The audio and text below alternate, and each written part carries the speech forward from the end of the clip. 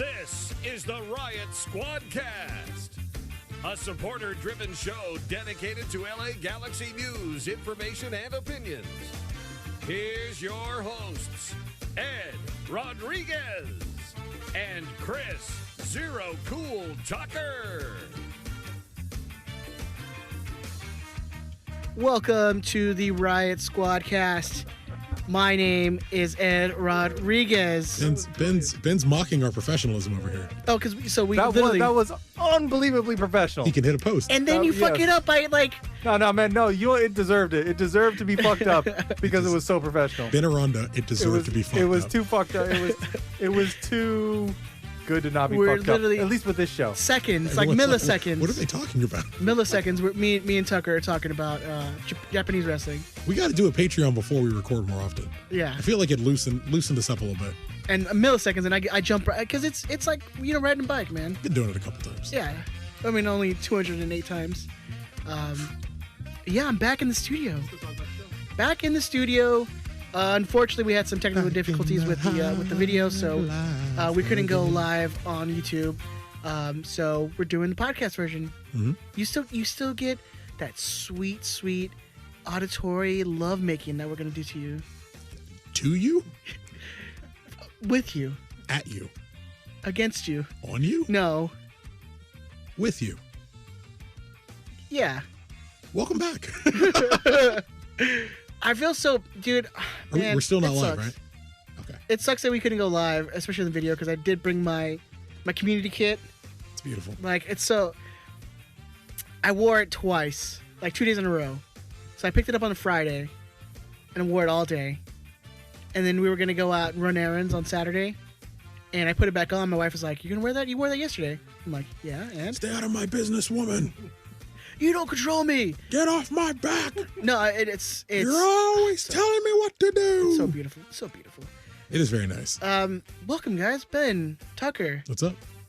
I'm so glad that I get to look at you in the eyes and ask you, what's going on, man? Right off the bat, I am listening to Kazuchika Okada's theme song in my ear, and it's fantastic. I was trying to get Ed to open the show to Rainmaker, the Kazuchika Okada theme song. Well, back in the day, we used to like start with like a song, but then we realized those are copywritten, so we get in trouble. We get in trouble for that stuff, so we stopped doing that. Because we have our own theme song now, thanks to Ben. But our theme song should be Rainmaker, the Kazuchika Okada theme. Do you think it's time to switch it up a little bit? It's been 150 episodes of that theme song. I hate television shows that change the theme song. I don't know why. Like who's done it successfully besides the Wayans brothers? Because the Wayans brothers got objectively better when they changed their theme song. We're brothers. We're happy and we're singing and we're colored. Dude, give me a high five. I really wondered if you were going to go all the way with colored, and you still did. And I appreciate that. I fucking love that show, man. Grab yourself a piece of the plan. It was, there was, the Wayans brothers. You had, what's the one with Queen Latifah? Living Single. And in living, hey, single. Ooh, in a 90s kind of world, I'm glad I got my girl. Keep your head up. What? Keep your head up. That's right. I was like, he's got it. I believed in you. No part of me was going to stop you. I had faith. Yeah, I do. Wayans Brothers is my show, man. Not changing the theme song, right? No, we're not changing. That was the point. That's how I was like, hold on, he's on Living Single. Let me bring him back. No, we're not changing the theme song. Even if we were like, yeah, let's change it, we would never change it. Just because that's not our style. So the theme song I'm listening to changed, and I'll let you know I'll let you. It'll get to a point. I'll have to remind you. Tucker, first of all, we got to get some business out of the way, man. Saying hello to Ben. We said hello. Did you say hi, Ben? Hi, guys. What's up, Ben? He's back. Ben was so frustrated trying to get this stuff working for you guys. So please show him some love. Like he works hard to try to get you guys. He's got 3 Twitter accounts you can get into. Yeah. Who is it? Old Man Ben. Producer Ben. And then Qanon Ben. Qanon. Oh, we got a title.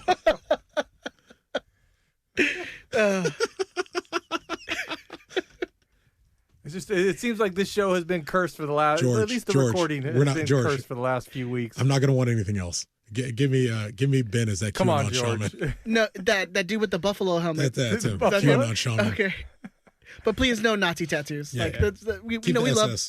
Yeah, to minimum. Keep it Nazi tattoos. But standing on the whatever the Capitol. Yeah, on the like Capitol, you don't know. Like it's not all over. I guess it was like the Capitol on January 6th or whatever. They took it down, Chuck. They took it down. See, we didn't tell you guys. Ben recorded remotely on January 6th. Yeah. Oh my God. No. There's some business we have to take care of. I know. We're going to get pulled off the AWS servers, Tuck. I mean, Sorry. That man's so scary. We got to retract our support, man. We were. Fuck them, man. We're done. They're done. Tapatillo's out. Yeah. Tapatillo's done, son. Tapatillo's out. Hold on, Tuck. You ready? Here you go. I can't listen to a third song. Go ahead. I was wrong. There's less that I was wrong and more that I quickly looked it up. More like ignorant, yeah. More that I quickly looked it up and was like, That's a word I recognize. I used that today. No, it turns out that's really what it came down to. It turns out was Tapatio FC, right? Yeah. Tapatio FC of I meant to look up the name of the league. Liga Ascencio. Is that at least close to right? Is it Liga Ascencio? Yeah, that's the second division in Mexico, right? Okay. Yeah, Ascencio. No, Liga Expansión. Expansión? They changed it? They may have changed it this week. Okay. It's wild down there. So the soccer's a little wild down there. It's Liga de Expansión.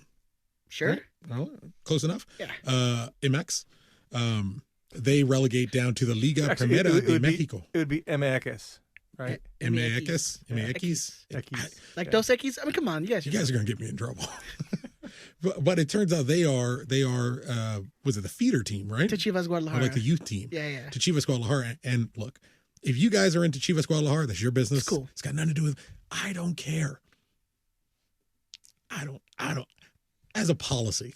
And you got to remember, I'm a Galaxy fan from Union Ultra days. And what was the other people called? Peak Chivas USA days. Yeah. Let's just say that. When they were at their biggest fucking annoying in my life. So I personally abstain from goat related, even potentially goat related events. Yeah. I don't want to and you look, suffer for me. Understand where I'm coming from. I don't want to support Tapatio FC and find a player that I think is fantastic. A youth player that, you guys know how I am, but a youth player that I think is fantastic. And then that kid balls out and he ends up on Chivas Guadalajara. Like, what do you want from me? I don't know if Chivas Guadalajara, and I guess I can just call him Chivas now, but yeah. See, it's the default in my head. Like it's just this, but I don't know if Chivas and Tigres have a beef. So one of you will have to let me know. No, they're not rivals. But Chivas' biggest rivals are like America, Pumas, I know that. Atlas. Well, yeah, Atlas for sure. America, 100%.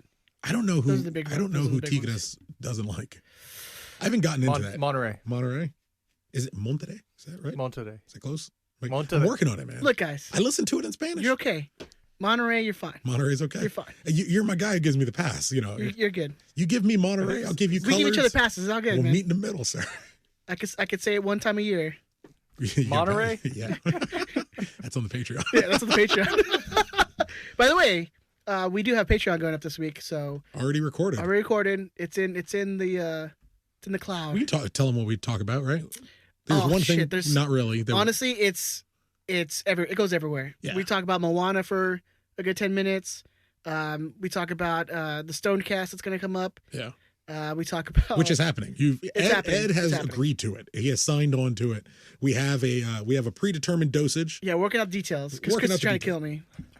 Tucker has a predetermined dosage. Yeah. I'm not trying. That's what we'll say. I'm not trying to kill him. All I want at some point during Stonecast, when you're getting close to maximum levels, I'm going to put over like the old over the ear headphones that we had on, and you're going to listen to Tom Sawyer by Rush really loud. Ed, it's spiritual. It's music of the universe. You're going to get into it. Yeah, that'd be amazing. Can I hear that now? Can you play some old Tom Sawyer? Jesus. Monday warrior, me means Yeah, so we're officially retracting our support for Tapatio. Canadian supergroup. I already picked a replacement team. Okay. Cancun FC. When I Googled Tapatio FC, they had recently lost to Cancun FC. I'm going to take that as a sign. I need one team. Which I'm pretty sure Cancun FC used to be like another team that got relegated and then got bought, and then they changed the name and then moved the team. Worst.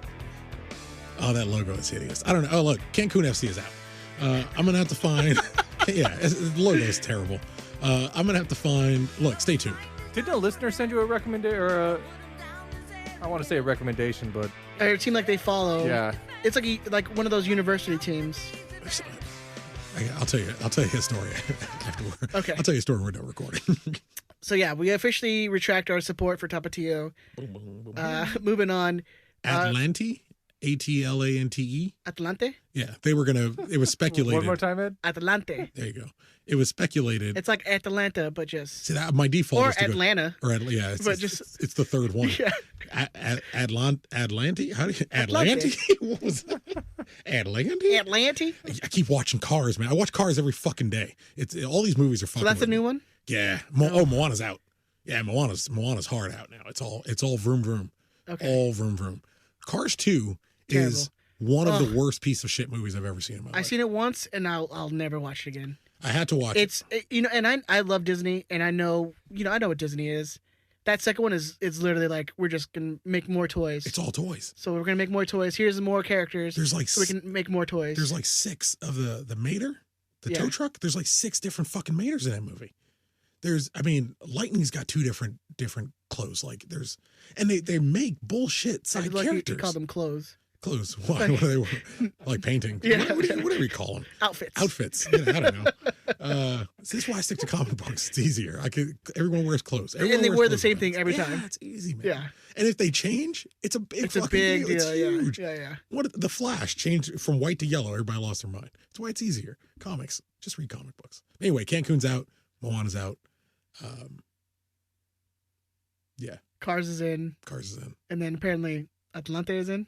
No, well, they were going to. Oh, that's where that all started. It was speculated that they were gonna that was a swap situation, but I don't think it happened. Okay, because I remember there was a team that was going to be relegated. The owner bought another team, the other team that was going to be promoted, and then just changed on June 12th. I'm gonna read the whole thing because I was gonna read part of it, but I think you need the whole story. On June 2020, a possible move of Atlante? That one. Began to be speculated. I'm just pointing at Ed. He's saying these for me. Began to be speculated. The team played at home in Cancun. On June 26th, the relocation of that club to Mexico City became official. So I'm assuming Atlante, right? Close enough to. They moved to Mexico City, I think. The same day, the relocation of Cafe Toledos, right? That's Chiapas was announced, and the team was moved to Cancun and renamed Cancun FC. That's the team that I'm thinking of. So it's how does anyone keep up with this shit? Like, you have to watch every year. You have to watch constantly, because if you don't. And then there was where they were gonna how do you stop travel away? Relegation for like a couple. They were gonna stop. That's part of the reason why they postponed. Relegation. Yeah, the promotion relegation stopped it for a little bit, because I think there was only like 5 entities that owned Mexican clubs, and they were all TV stations. Yeah. So they're not that far from Major League Soccer? No. Okay. Well, they have like playoffs. They have, Playoffs are amazing. Drama. Everyone likes the team playoffs. Drama. Everyone loves the playoffs. Everyone loves playoffs. Look in sports in the world. Everyone loves playoffs. Champions League, playoffs. World Cup Finals, playoffs. Everyone loves the playoffs. Playoffs are great. This, you just get them every year. It's exciting. Might be why America's the best. Speaking of playoffs, I'm going to give a shout out to Barcelona playing their first ever playoff game. Well, by the time you listen to this, Wednesday. Wednesday night at 8 p.m. And you can go find it on various Twitches. They'll be probably playing those things. But shout out to them, man. Good luck. Godspeed. Up the Milos. Is Milo excited for this? He's probably crying in the garage right now. That dog is fucking annoying. Yeah. Yeah, if you don't know, Milo. I'm sorry, my blind dog annoys you, Chris. Yeah, I guess that was supposed to make me feel bad. I'm beginning to wonder if you've met me. It's like, your blind dog sounds like a you problem, maybe a him problem. Definitely not a me problem. Now, if I see your dog, I'm gonna be like, oh fuck, no, it's okay. But I'm just gonna send sad pictures of my dog every day to Chris now. Please do. Oh god! Send videos of him running into shit. I mean, he's blind. Oh, that's just help the fucking thing. Don't stop recording it and be like, "Yo, stop, turn left." Just nudge it with my foot. Daddy had a heart attack. I can't bend down. Can't bend down too much. Come on, you're heavy. If I come up too quickly, I get all head rush. Like every man for himself. You pull yourself up by your bootstraps. He had a heart attack. You had the same chances everyone else did. I don't care about your systemic problems. It's on you. Look, it's either here or, just be lucky. It's lucky you're here. Oh God. This is why I never have to worry. I give it 30 seconds. Give it a chance. I give it 30 seconds and I'm like, Ed's going to say something worse. Either me or Ben are going to say something. He's going to definitely say something worse. You just bail me out. Yeah, that's fine. Hey, that's what best friends are for, sir. Anyway, congratulations, Barcelona. Yeah. Good luck. Love you. And yeah, the Milo's was Ed's dog who's blind, who I guess might get put down. No. You don't seem. That dog's gonna live forever, man. I have questions about Barcelona. Actually, I probably have more questions about your blind dog, but we'll save those for after the show. Okay. Barcelona, like, what did everyone make the playoffs or something? No. Nope. This is the first time that Barcelona has ever made the playoffs. I know. That's why I guess that everyone had made the playoffs. Third season? Yeah. Yeah, there's some interested parties that refuse to return home who are not in the playoffs. There's a couple people who are not in the playoffs. Really? Scott. Ooh, vegan gamer? Ooh, I didn't know about any of this drama.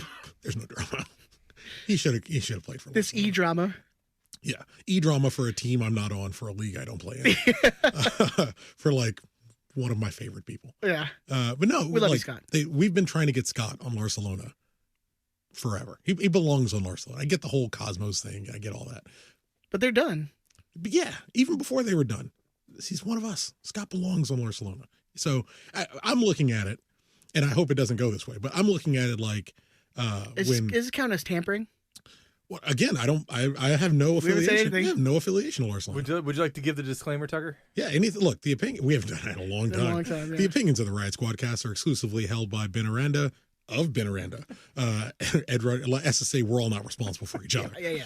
Ed Rodriguez of Ed Rodriguez. Zero cool. Myself, Christopher Tucker as Chris Tucker. I'm responsible exclusively for what I say and don't say, apparently. But yeah, I'm not a member of any team. Now, I don't hide the fact, we've said several times, the Riot Squadcast is state-run media from Barcelona. I'm not calling this anywhere else. But it's time. Look, it's like it reminds me of when Barcelona was pursuing what's the kid's name? Cesc Fabregas. And like Spain was one of their trophies, and they're pulling a jersey on him, and he's laughing. He's trying to pull it off because he's like, "Oh, I play for Arsenal." But like, they're like, "Look, Cesc, you come home. Come on. You come home, Cesc. It's where you belong. Look, we all grew up together. We're good friends. We're family. You know where you belong. You come. You play here. Mesquite un club. You know, for Cesc, just for Cesc. I don't want to. I'm not trying to tamper anybody, but yeah, for season 4, if there's an opening. I know, me personally, I would love to see Scott on Barcelona, but that's just me. I'm down for that. I'm down for that too. And a little bit of mayo would be nice. But yeah, Barcelona goes up against what is it? Galactic Empire. Haven't heard of them, but should be a riveting game. I know our champions for Barcelona. I'm just gonna go ahead and call it now. It's fine. It's no big deal. I'm really hoping he's not cursing you guys. But look, hey man, I'm not gonna want Cinderella run. Look. Did everybody bank on Cinderella winning it? Because that's what's going to happen. Isn't that the point of calling that team Cinderella, right? Because she gets her prince at the end. She get her prince. Were they the last team to get in? Yeah, I think there was like 6 teams that got in playoffs, and they won both their games on decision day. Yeah. And it got them into the playoffs. Good on you, boys. So if you guys want to watch that Wednesday night, 8 p.m., go check it out. Twitch. I'm sure they'll tweet out links and stuff like that. So Wednesday night 8 p.m. I'm gonna be watching in my Barcelona jersey. hey, I look like at that. man. That's what you're supposed to be supporting. Supporting the family. State-run media. Want to give out a quick shout out. We actually have Lars news. Do you want to? We haven't had that jingle in a long time. Damn. Do you even have that on your board anymore? Yeah, I do. I just got to make sure the volume's all right. Okay. Give him a second. I might actually say that. It's not real news. This is just Lars news about stuff that we want to talk about. About stuff and things we want to talk about. This is Lars news. It's like a Malcolm in the Middle theme song. Yeah. So our good Best shows friend, ever. I'm all WandaVision out. our good friend Sam, who was doing a lot of graphics for the Riot Squad, has made like an iron-on patch that is like Riot Squad, so you can put it on your jerseys that you got. They are currently sold out right now, but they are going to be making more runs. So if you go to rwzBR.org, they are $10. They look very nice, look very snazzy. Mm-hmm. They do have them for the white home kits, and I believe they're going to make a white There's a white alternative coming. for the new Community secondary kit. kit. Yeah, so go check it out. I know Sam's doing a lot of stuff with the graphic design with like through the social medias and stuff like that for the Riot Squad. So go check it out. Give it a like. We'll tweet it out. We'll tweet the link. Well, we actually tweeted the link today. And so that link is still good. So if you want to click that and bookmark it for when it goes back up, that's something you can do. But obviously, as it gets reposted, we'll let you all know. And you should give Sam a follow on Twitter if you can. You can find him at BloodRust88, right? Yeah. Okay. It's fucking metal. So metal. Metal. And I want to give a quick shout out to Galaxy History. He just published galaxyhistory.com. Mm-hmm. I don't know if you guys have checked it out. It has every single match result. We just published the match results. The website's been up. Oh, website. Sorry. Yeah. So every single match result from the very first game in 1996 till last year. So go check that out. Give him some love. Give him if you're not following Galaxy History, what are you doing? It's honestly the only reason why you should be following Twitter, anyways. But at Galaxy History, go check that out.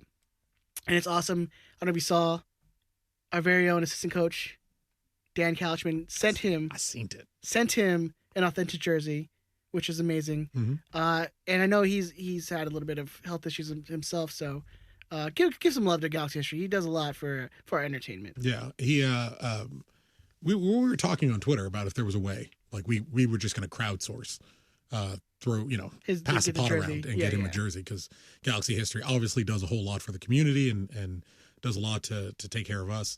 Dan Kalishman said he would gladly take care of it, and it was the least he could.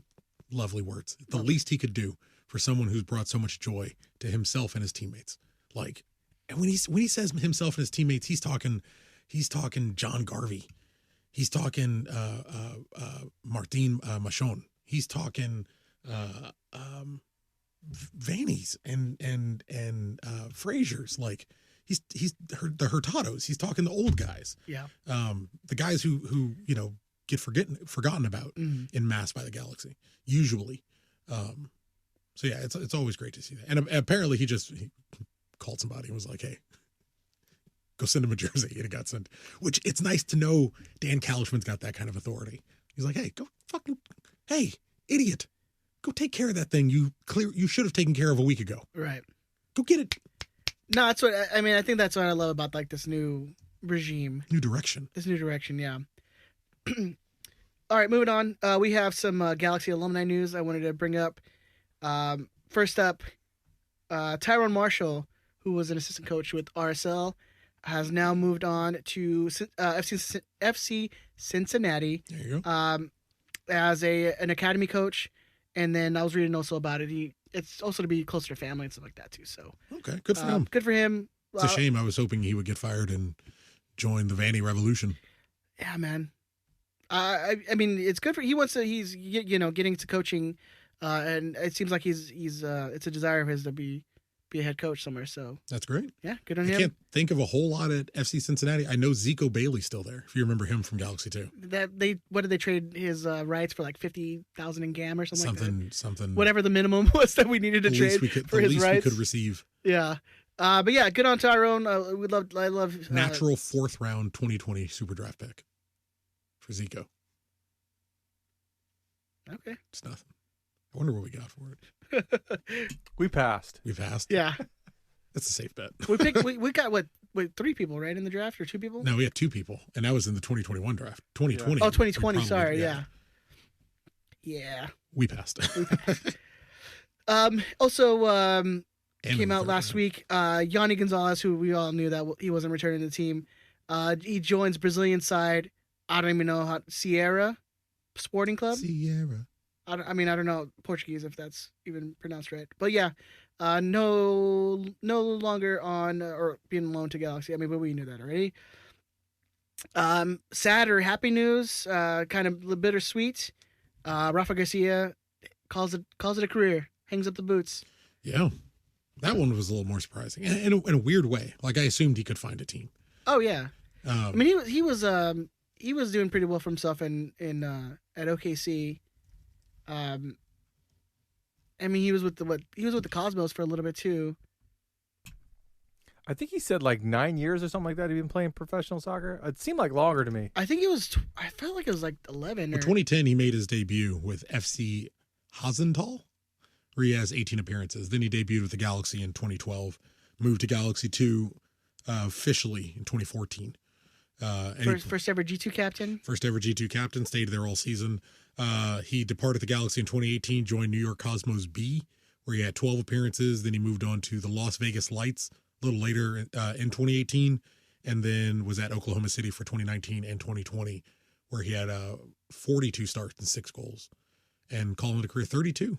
Granada Hills resident, represent A18. A18. Yeah, I mean, I'm reading his message to the fans. I mean, just says, when it's time, like his body was he said he knows the time, it's it's right. You're 32. How far do you want to be from your family? Yeah. You got 2 kids. You've done it for a while.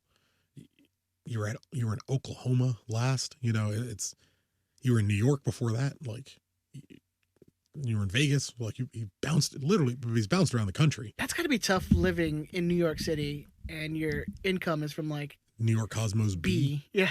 Like a team that barely exists. Yeah. B. Were they even professional at that point, or were they still like a semi-pro team?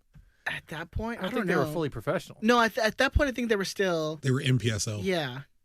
Yeah, which isn't that a So they were semi-professional? reserve teams. They would be. Yeah. Either way, But that's like, I mean, yeah, you play for the Cosmos, but I mean, it's still like, man, that's a huge step down. Yeah.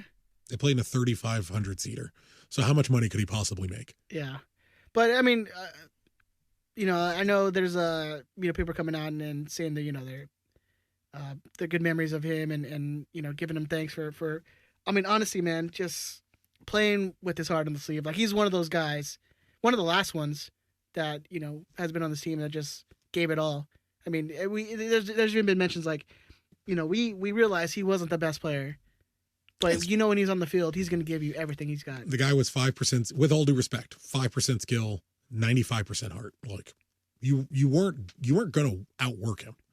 You might be a better soccer player than him, and there's not a ton he can do about that because he was a hard worker. He always seemed like he trained very hard.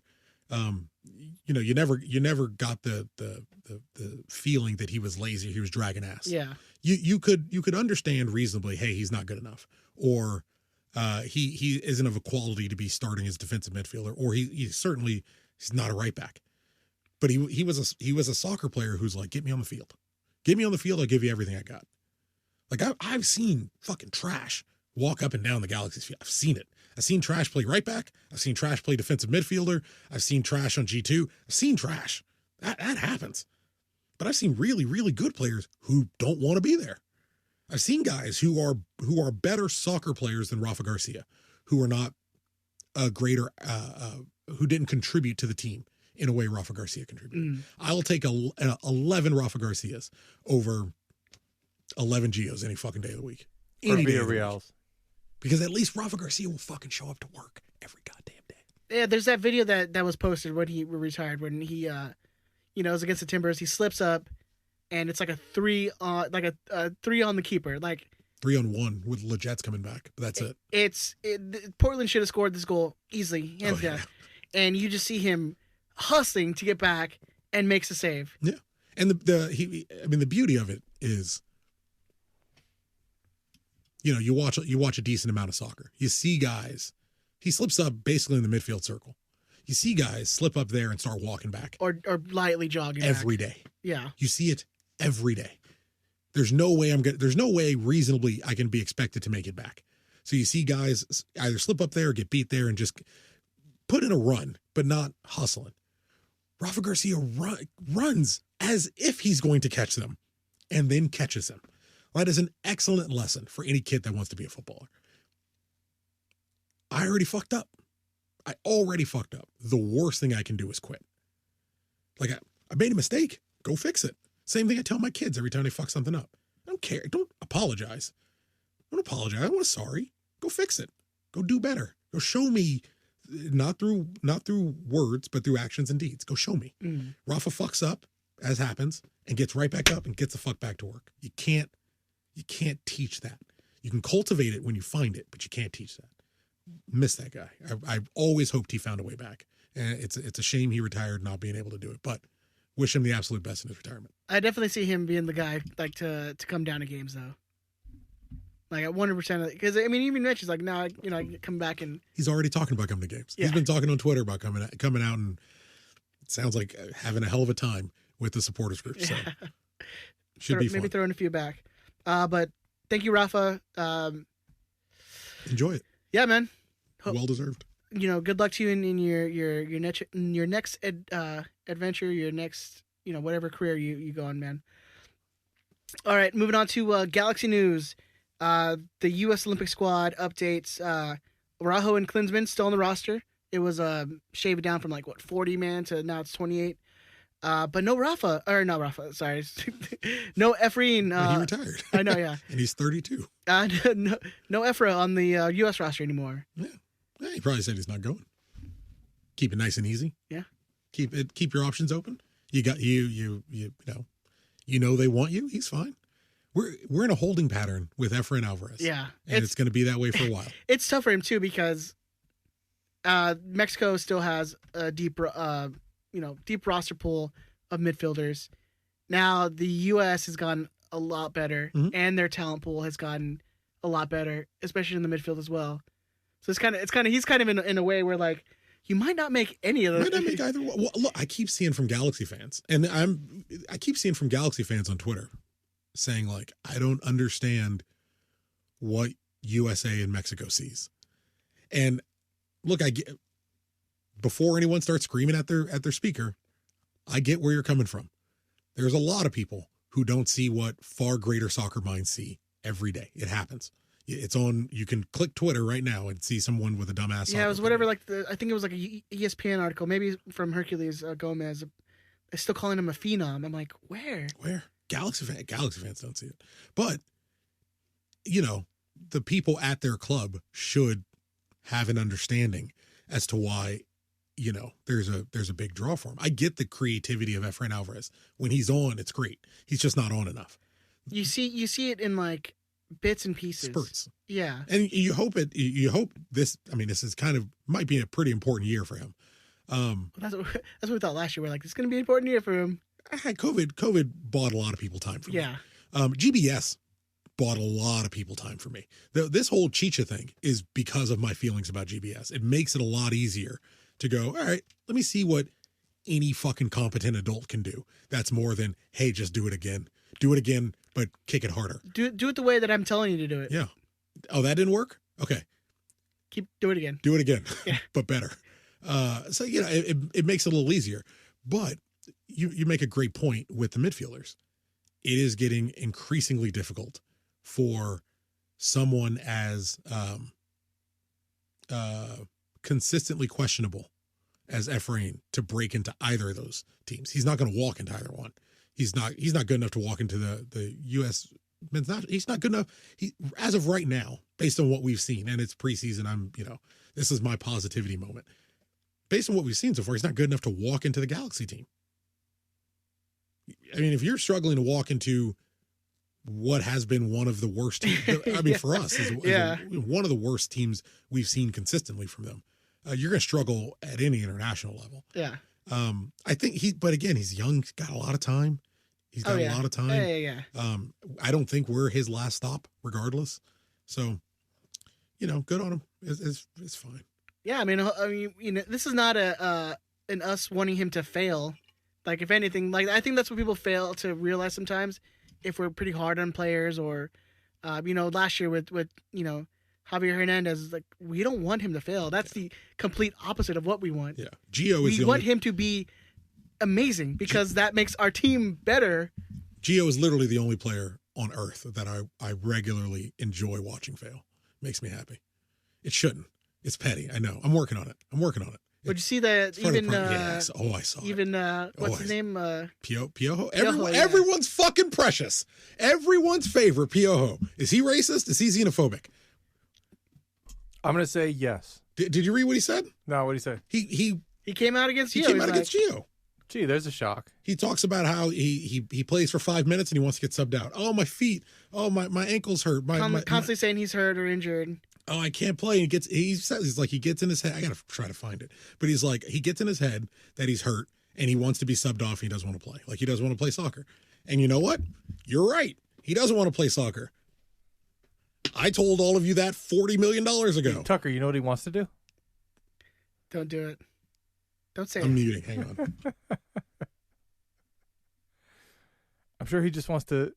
I don't know what he's saying, but it's got nothing to do with me. Moving on, Ed. Thank you. Oh boy. Yeah. So that's your U.S. Olympic squad updates. You want to talk about? See, that's what I wish we had the video today, because I have that beautiful hashtag for the community kit. It is very nice. Amazing. Like the hype that went into buying this jersey. So it came out last Wednesday. You see, I called that shit. I was on Team LA, 9:55, constantly hitting refresh. Love it. Like 9:57 rolled around, and the jerseys pop up. It's like you're buying Yeezys. But they're all the youth and toddler sizes. Oh, really? So I was like, it's not going to work for you, Ed. No. And I got really excited. Like, like you're like, oh, and it's like, oh, it doesn't have the, and then like a minute later, 9:58, you hit refresh again, they pop up. Sold it. I'm on it. Oh, so you got to order in pretty quick. Oh yeah. All right. And so, but I messed up. So here's my plan was, I got an extra large replica so I can wear it now. And then I got a large authentic, so when I'm less fat, I can wear that jersey. Wow. Yeah. And what'd you do? So I put the authentic extra large, and I was like one of the first ones because like the honey code worked. Because you can use the honey code and then your season ticket holder discount code. You could use both? Yeah. Nice. And so, or at least I thought you could. But I was one of the first ones that had it, like whatever. And then I was like, oh shit, it's the wrong size. So go back, and then I put the right size in, and then it's already, like, it's too late to use the honey code. I'm like, damn it. Whatever. Damn, now you quick. But yeah, so I had it where I can pick it up at the at Dignity Health, the Digs, on Friday morning at 10 a.m., which is like the first slot you can open it. I was like, yes, got them both. It was amazing. Just the hype all day, talking about the jerseys. Did you get a player come out and give you the jersey? So on Friday morning is when the first day that they were like handing them out. I was there probably like 10 minutes or like before 10. It's like 9:50. It's me, and I can tell there's two other cars waiting for the jerseys. And so they were like, text a number when you get here with your order number, blah, blah, blah. Like they didn't have like their table set up yet. There was nothing. And I'm like, damn, dude, I'm like way too early. But yeah, it was a very simple process. You text your number. They were like, all right, you ready? Come up to the table. No players. They were just like whoever works for the team, like whatever. But the bags came with the they were the Cienfuegos pin that they gave out with like the only pin everyone received from their season ticket book. So they gave. I'm assuming they had a lot more extra because they don't have the other ones they told people about. Every bag had that Cien pin in there. So I mean, I should have brought one for you guys. My bad. I got one. It's cool. Everybody has one. Ah, fuck Ben then. You don't need them. Yeah, so it was cool. I mean, they gave you like a little tote bag for with the Galaxy logo on and everything. Process was real simple, real easy to pick it up. The one thing I noticed though is my Authentic didn't have the honey patch, which people were telling me that only the first 100 people who used the code got the honey patch, which is so stupid to me. Like if I was a honey executive, you just paid to have a shirt sponsor on, wouldn't you want the thousands of jerseys? Oh, I'm like getting real angry now. The thousands of jerseys that were purchased to have your brand on it. Yeah. And no MLS patch, which people were like suspecting, they're probably gonna have another shirt sponsor then. Maybe. What was strange to me was like I saw a lot of people really, really I saw a strange amount of people upset when Honey was announced as a shirt sponsor, as a sleeve sponsor. And then I saw a lot of people upset when they got Galaxy jerseys that didn't have Honey on it. Well, I think the anger is that it's not authentic if it's not, what the players are wearing. That's, to me, that seems authentic. But if you don't like I don't like the Honey sleeve, right? And I don't like Herbalife. I would rather get the exact same jersey with Galaxy across the front. I saw somebody had a customized one. They grabbed like an old 97 art print of the Galaxy across the front, and they have it over the Herbalife. It looks beautiful. If I find it on Twitter, I'll tweet it out again. But like, I don't like the Honey sleeve, and I don't like the Herbalife. So if I got a jersey that didn't have either of those, I would be happy because I don't like those things. If I bought if it cost $20 extra to not have the Honey sleeve and the Herbalife, and I got like an MLS patch and the Lars patch, like I'm already paying more money to put a Lars patch on. Yeah. Like I don't understand. It's just this like weird perpetual state of being miserable where it's like Honey's terrible. Well, I get it, especially if it's where's my Honey? Well, you see, there's a lot. I mean, especially the COVID area where people were just buying up jerseys and building up their collections. Yeah. I get it if you're like a collector and like that's what the jersey is that year. By the way, I'm going to ruin it again. If you guys have been scoping out the last like week or so, market's cooled down a lot. As the closer we got for the community kit, and look, guys, it's like stock trading. It's easy. Which stock trading that I don't do and don't really understand how to do. Super easy. As people want to buy these jerseys to the moon, sir, the value goes up like crazy. To the moon, stonks. It's a thing. I don't know what it means, but it's something. Doges and stonks and GameStops and movie theater hedge funds. Look, by the time you guys hear about this shit, the people who actually make money off this are already rich and out. Yeah, so you understand. But good times. So good. Yeah, no, I mean, I get, I saw you make that argument too on I think it was a Discord, and I was like, it's pretty funny, it's pretty accurate. But I'm expecting like an MLS patch, like, from my marketing brain, it's like, I don't understand why Honey would be like, yeah, only 100 people get the patch, when literally they sold out in an hour from both the Team LA store and the MLS store. Absolutely. Look at it. I think so that's thousands of jerseys that aren't going to have your sponsor that you paid for. Yeah. That just seems so strange to me. It's a weird move to be okay with, and they seem to be fine. They seem to understand what the situation was, and they seem to be on board. They're still retweeting and all that, and they're happy. Go ahead. Because I bought the Authentic, and my wife's gonna be wearing that for the time being. And she was like, "Where's the Honey patch?" She wanted the thing on there. Yeah. She likes the logo or whatever. I'm like, okay. I hope she's listening to this. Denise, the face it sounds like he make is definitely the face he made. I made the face to her. Okay, I'm just checking. I'm just trying to get you in trouble. I'm like, I don't know. Dude. When talking about the Honey patch or talking about something else? The Honey patch, baby. The Honey patch. Yeah, so it's just get out of her. It's just so strange. It's the only thing. I mean, I don't hate that, or I'm not complaining that it's not on there just because I don't give a shit. Whatever.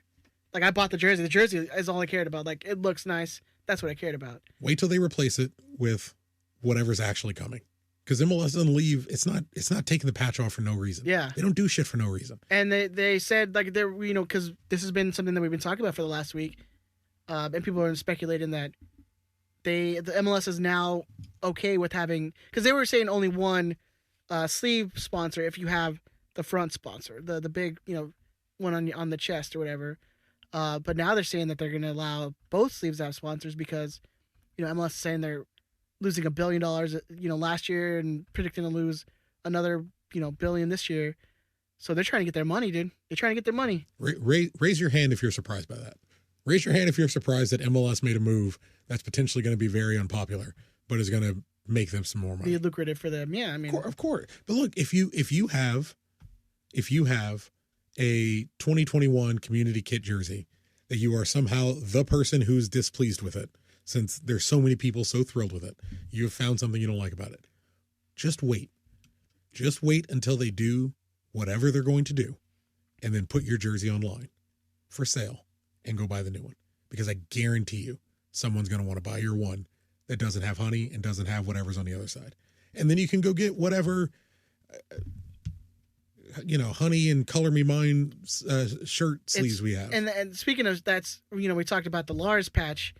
I mean, it's been one of the things that's been awesome. Just put 2 patches. Did you see the Galaxy Outlaws they made a shirt, like iron-on patch? I would love if all the supporters groups did that. That'd be so dope. Yeah, MLS is going to love it. You're destroying your reselling market because, like, no disrespect to anybody, I'm not going to buy a Galaxy Outlaws one, or I wouldn't buy an ACB one, so I'm less likely to want to purchase your jersey on the aftermarket. Understand that before you put the badge on. But if you're keeping it, like if you're a logical person who has an authentic with no sponsors, if you're someone like me who bought 3 jerseys, does Denise know that? Well, I bought 2, and then someone bought me 1. Okay. Yeah. Like, put a time. We can bleep that out. Yeah. But if you're an intelligent person who is in a supporters group and you have an authentic that doesn't have a MLS patch or honey patch, 2 things as an entity you don't really care about. Like, you don't care about the league anymore. You care about the Galaxy. You don't really give a shit about honey. Buy 2 patches. Buy a Riot Squad patch for each side and put them both on. Your jersey is going to look better than it looks right now. It's going to look better than it looks with honey, and it's going to look better than it looks with whatever they're replacing the MLS patch with. Like, am I crazy? No, I mean, it's. I mean, if you want, it's like anything. If you like it and you want it, whatever. No, fuck that. Commit. Should they do it or not? Don't give me any of that fence sitting bullshit. We're not doing that today. This is why we got to record Patreon first. Wait, what's the question? What am I being pressured into? Yeah, what am I being grilled about? Should they get a patch and put the patch on? If yes you want to, yeah. No, fuck that. Yes or no? Yeah. Any more force? I still have. I say, was that a question or an answer? I still have an iron-on patch with, like, someone in Lars. It might have been Eddie who did it. Made the Ghostbusters, but with the goat. Oh yeah. I have a physical patch of that. You got to put it on. Yeah, I know, right? I'm gonna do. I'm putting on the black and gold jersey, and ruin that one. That would be ruin. No. Man, you talk about resale market value like that through the roof. But yeah, congratulations to every person who got it. Sold out. It was beautiful. It's a great release. Whole thing worked out really well. Second best kit launch in like 2 years. I think in league history. No, they said like in 2 because they specifically said 2 years. I think in Galaxy history it's the best. No, that makes sense. But yeah, because like Atlanta blew this one out the water. Then I remember Josh from Corner Galaxy was like, they won't release it, but it's probably Atlanta. It's Atlanta. Why wouldn't you release it? MLS is weird, man. Because they want us to think it's Carlos Vela's jersey. That's the way it works. That's the way it works. All right, preseason officially starting, officially underway, man. I love it. The boys. It's the most wonderful time of the year. The boys have officially joined preseason. They are in the office. They are doing their medicals. They are doing their 7-day quarantine that is mandated by the league. And we do have some leaked, well, not really leaked. Other teams are just releasing their preseason schedules. So we have March 20th, the Galaxy are playing against San Diego Loyal. April 3rd, the team is playing against SKC. We also have 2 games for G2 on the 7th and 11th of April. They'll be playing against Seattle. So a lot of the preseason games are being released by other teams. So we'll see when the Galaxy's preseason full schedule gets released, which I'm assuming in the next week or so. What do you guys think? I mean, you got quite a bit of difference in quality that they're gonna be playing against. You have some MLS teams. You have some mixing it up a little bit. Yeah, I mean, it definitely seems like you're going to stay a little more local. Yeah, I mean, mean, COVID affects that. Kansas City, I'm sure, is coming out here. Yeah, I'm sure. A lot of teams come out in preseason in sunny Los Angeles, California. It's preseason, man. I mean, play whoever you want. Who'd they play a few years ago? We went up to see when we went up to Santa Barbara. That was against Fresno. Yeah, it was like, yeah. R.I.P. Fresno. Yeah. That doesn't exist anymore? No. It was they were one and done. Oh, man. Yeah, it's sad. Who was there when we went there? Somebody was on that team. I had to look into it. Probably Chandler Hoffman. Nah, it wasn't Hoffman. No, it was a former Galaxy player. It might have been. It was Hoffman. No, it was it like Covarrubias or something? Maybe. Yeah, I think Covarrubias was. I'll figure it out. I mean, they had like one season, so it won't be hard. Covarrubias could have been there with the Galaxy, just up with Galaxy 2. Excuse me, they had a bunch of 2 players. Seasons. Oh, excuse me. Yeah. Sorry. How dare you? I'm sorry. Yeah. Apologies. Proud supporters up in Fresno. Oh, my Fresno Fuego. What were they called? Fresno family. The Fresno Fuego. Is that really a thing? I think that was the name of them. Yeah. I'm trying to. I don't think it was like Fresno FC. I think it was Fresno Fuego. Holy shit! They had a Peruvian named Renato Bustamante. I want him on the Galaxy. That's a good name. That's like a drug dealer name. Well, I mean, that's I don't think you're supposed to say that out loud. That's shh. It's like a drug dealer and like a cartel, right? Yeah. Like a. But in some like Clancy novel or family. something like that, What was that? In some like Clancy novel or some novelists. Yes. He's like a billionaire, living in the hills and. Yeah, exactly. But he's got this front. It's like I don't know, like some sort of mining equipment business or something like that. Yeah, it's how you launder the money. Yeah, exactly. It's how you stay in money. Yeah. These poor people don't understand that, Ben. You guys notice the moment they start talking about drug dealers, I just go quiet. I'm like, I don't know. I mean, Renato Bustamante sounds like a lovely businessman, upstanding citizen. I'm sure. Yeah, why wouldn't he be anything else? Elijah Martin used to be on Galaxy 2. He played for Fresno FC. I can't find anybody else like of note. Covarrubias didn't. He was with G2. Well, I think it was because we saw young kids. Like that's when we saw Giannis for like really play for the first time with the first team. Him and Mendez. Tomas Iliad-Arce played that game too. Yeah. Anyway. Yeah. That's the game I live streamed with my phone. I held it the whole time. Yeah. And my arms hurt so bad. And it was. Did you watch the stream? It was the worst quality. Oh, it's terrible. It's a phone from like 4 years ago. We were hundreds of feet away from that. Yeah, terrible. We were sitting in the back row. But we were the only people. We were the only way to watch it. We were the only game in town. We were the only way you could watch that game was through my probably iPhone 8 at the time. Which is great because we were like, we'll drive up there. This was a whole plan, but what are we actually supposed to be talking about? Preseason. Cool. Technically, this was preseason games. I just want to keep it in my mind. Yeah. We drove. It was a plan to drive up there, and the whole way we're like, bro, we'll just put it on a phone. It'll be awesome. As if we did it today, you would barely be able to make it out. Yeah. We got nice phones. I feel like a decent phone. But I mean, it's a lot of interesting things we saw in the preseason videos. If you've gone and watched them, a lot of number changes, a lot of people, new people. Yep. I know we're very much into numbers here. How's the number changes going, Tuck? I don't know. I don't know. I'm not even sure I'm allowed to look at these. People getting active. There's a couple number changes. If that's okay for everyone for us to talk about and enjoy. Yeah, hey man, the people need information. Some people don't. Some people don't like it. Okay. I don't. It's a thing. Well, you can skip. Yeah, skip about it like. Nah, oh no. They're listening to every word. Okay, good. Can't we? Yeah. Good. Hi. Oh, that's creepy. Yeah, it's supposed to. Because I looked right at you when you were like doing that. Hi, Ed.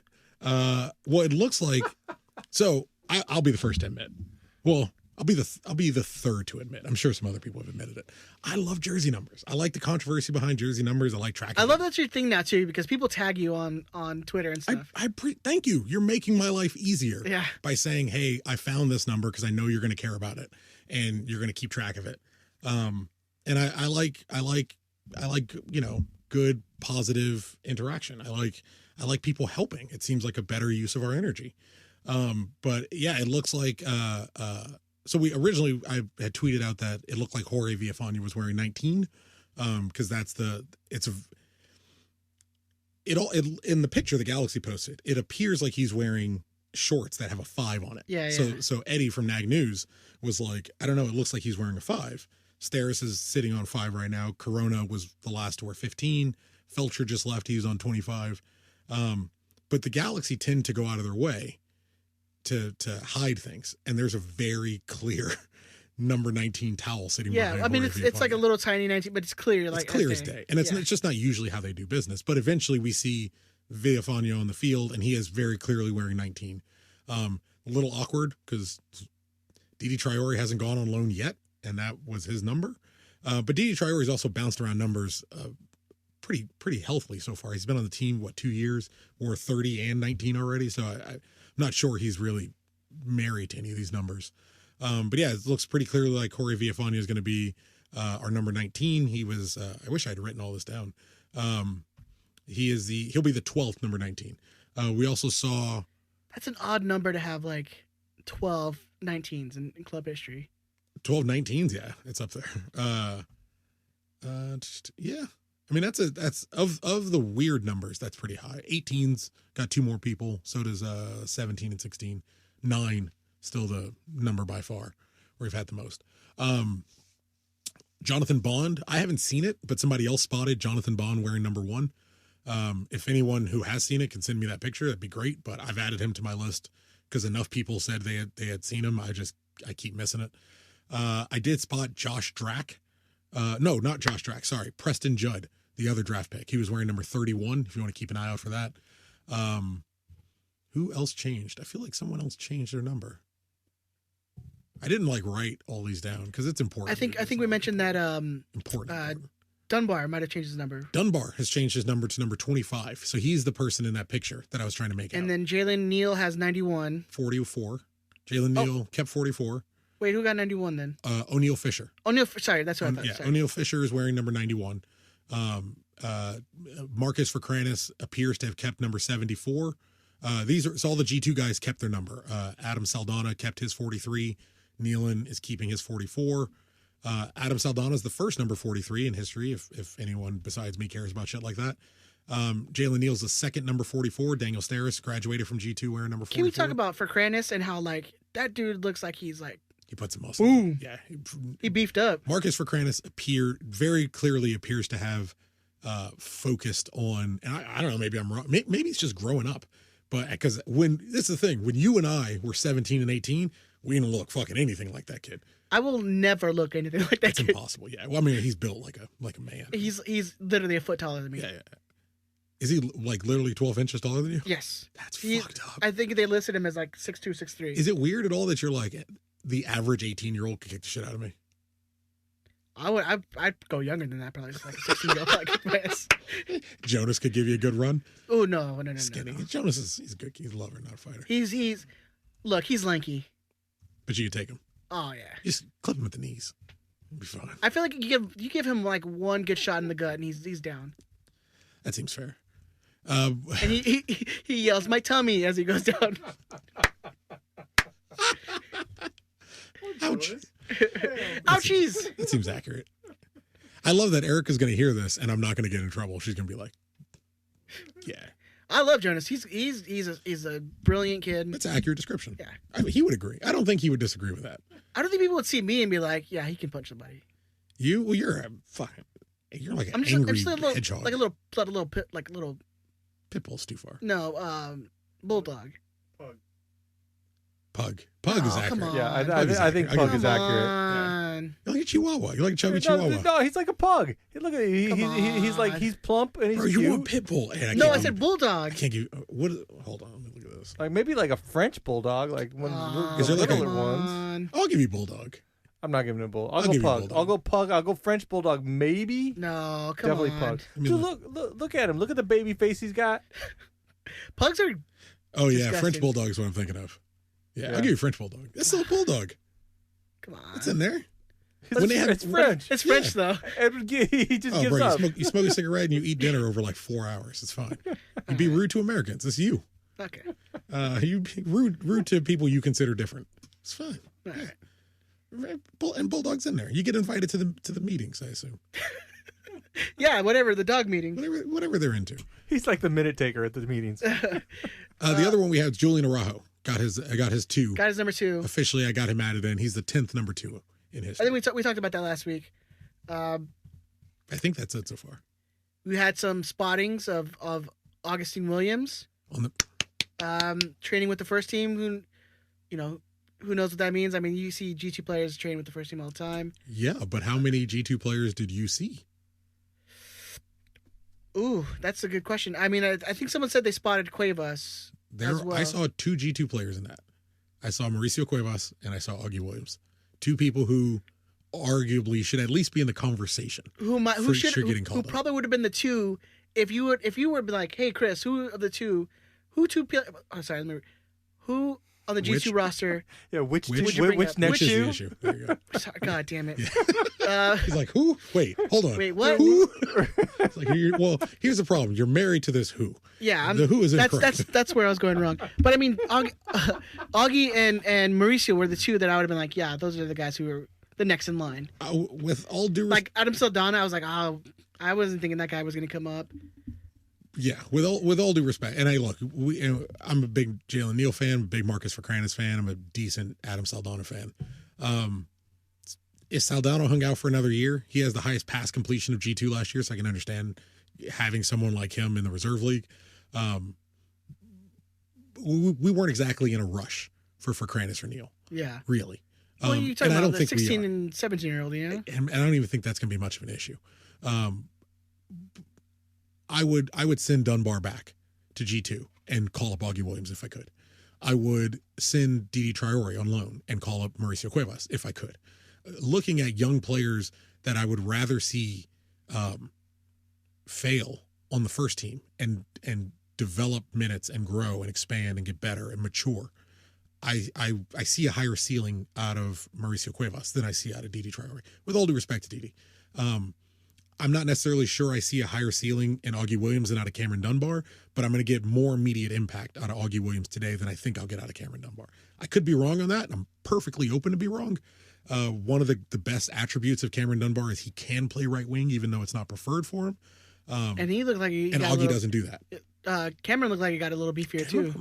Jalen's got to get in that weight room because Furcranis should be considered his number one, his number one guy. He's got to keep pace with. Because Furcranis is coming out looking like more yoked than some of our starter center backs. He looks like he's in a better physical fitness than a lot of our players over the last 3 years, as far as looking fit, Yeah. looking ready to go. So I would like to see Neal. It does bulk feel a up little bit. awkward that we're like, No, commenting no, on I the was mustache. Nope, you got to Let's keep be keep it in the prism of soccer analysis, Soccer. and you're fine. Yeah, but Rolf looked fit. But he's an idiot. But he was like glamour muscles.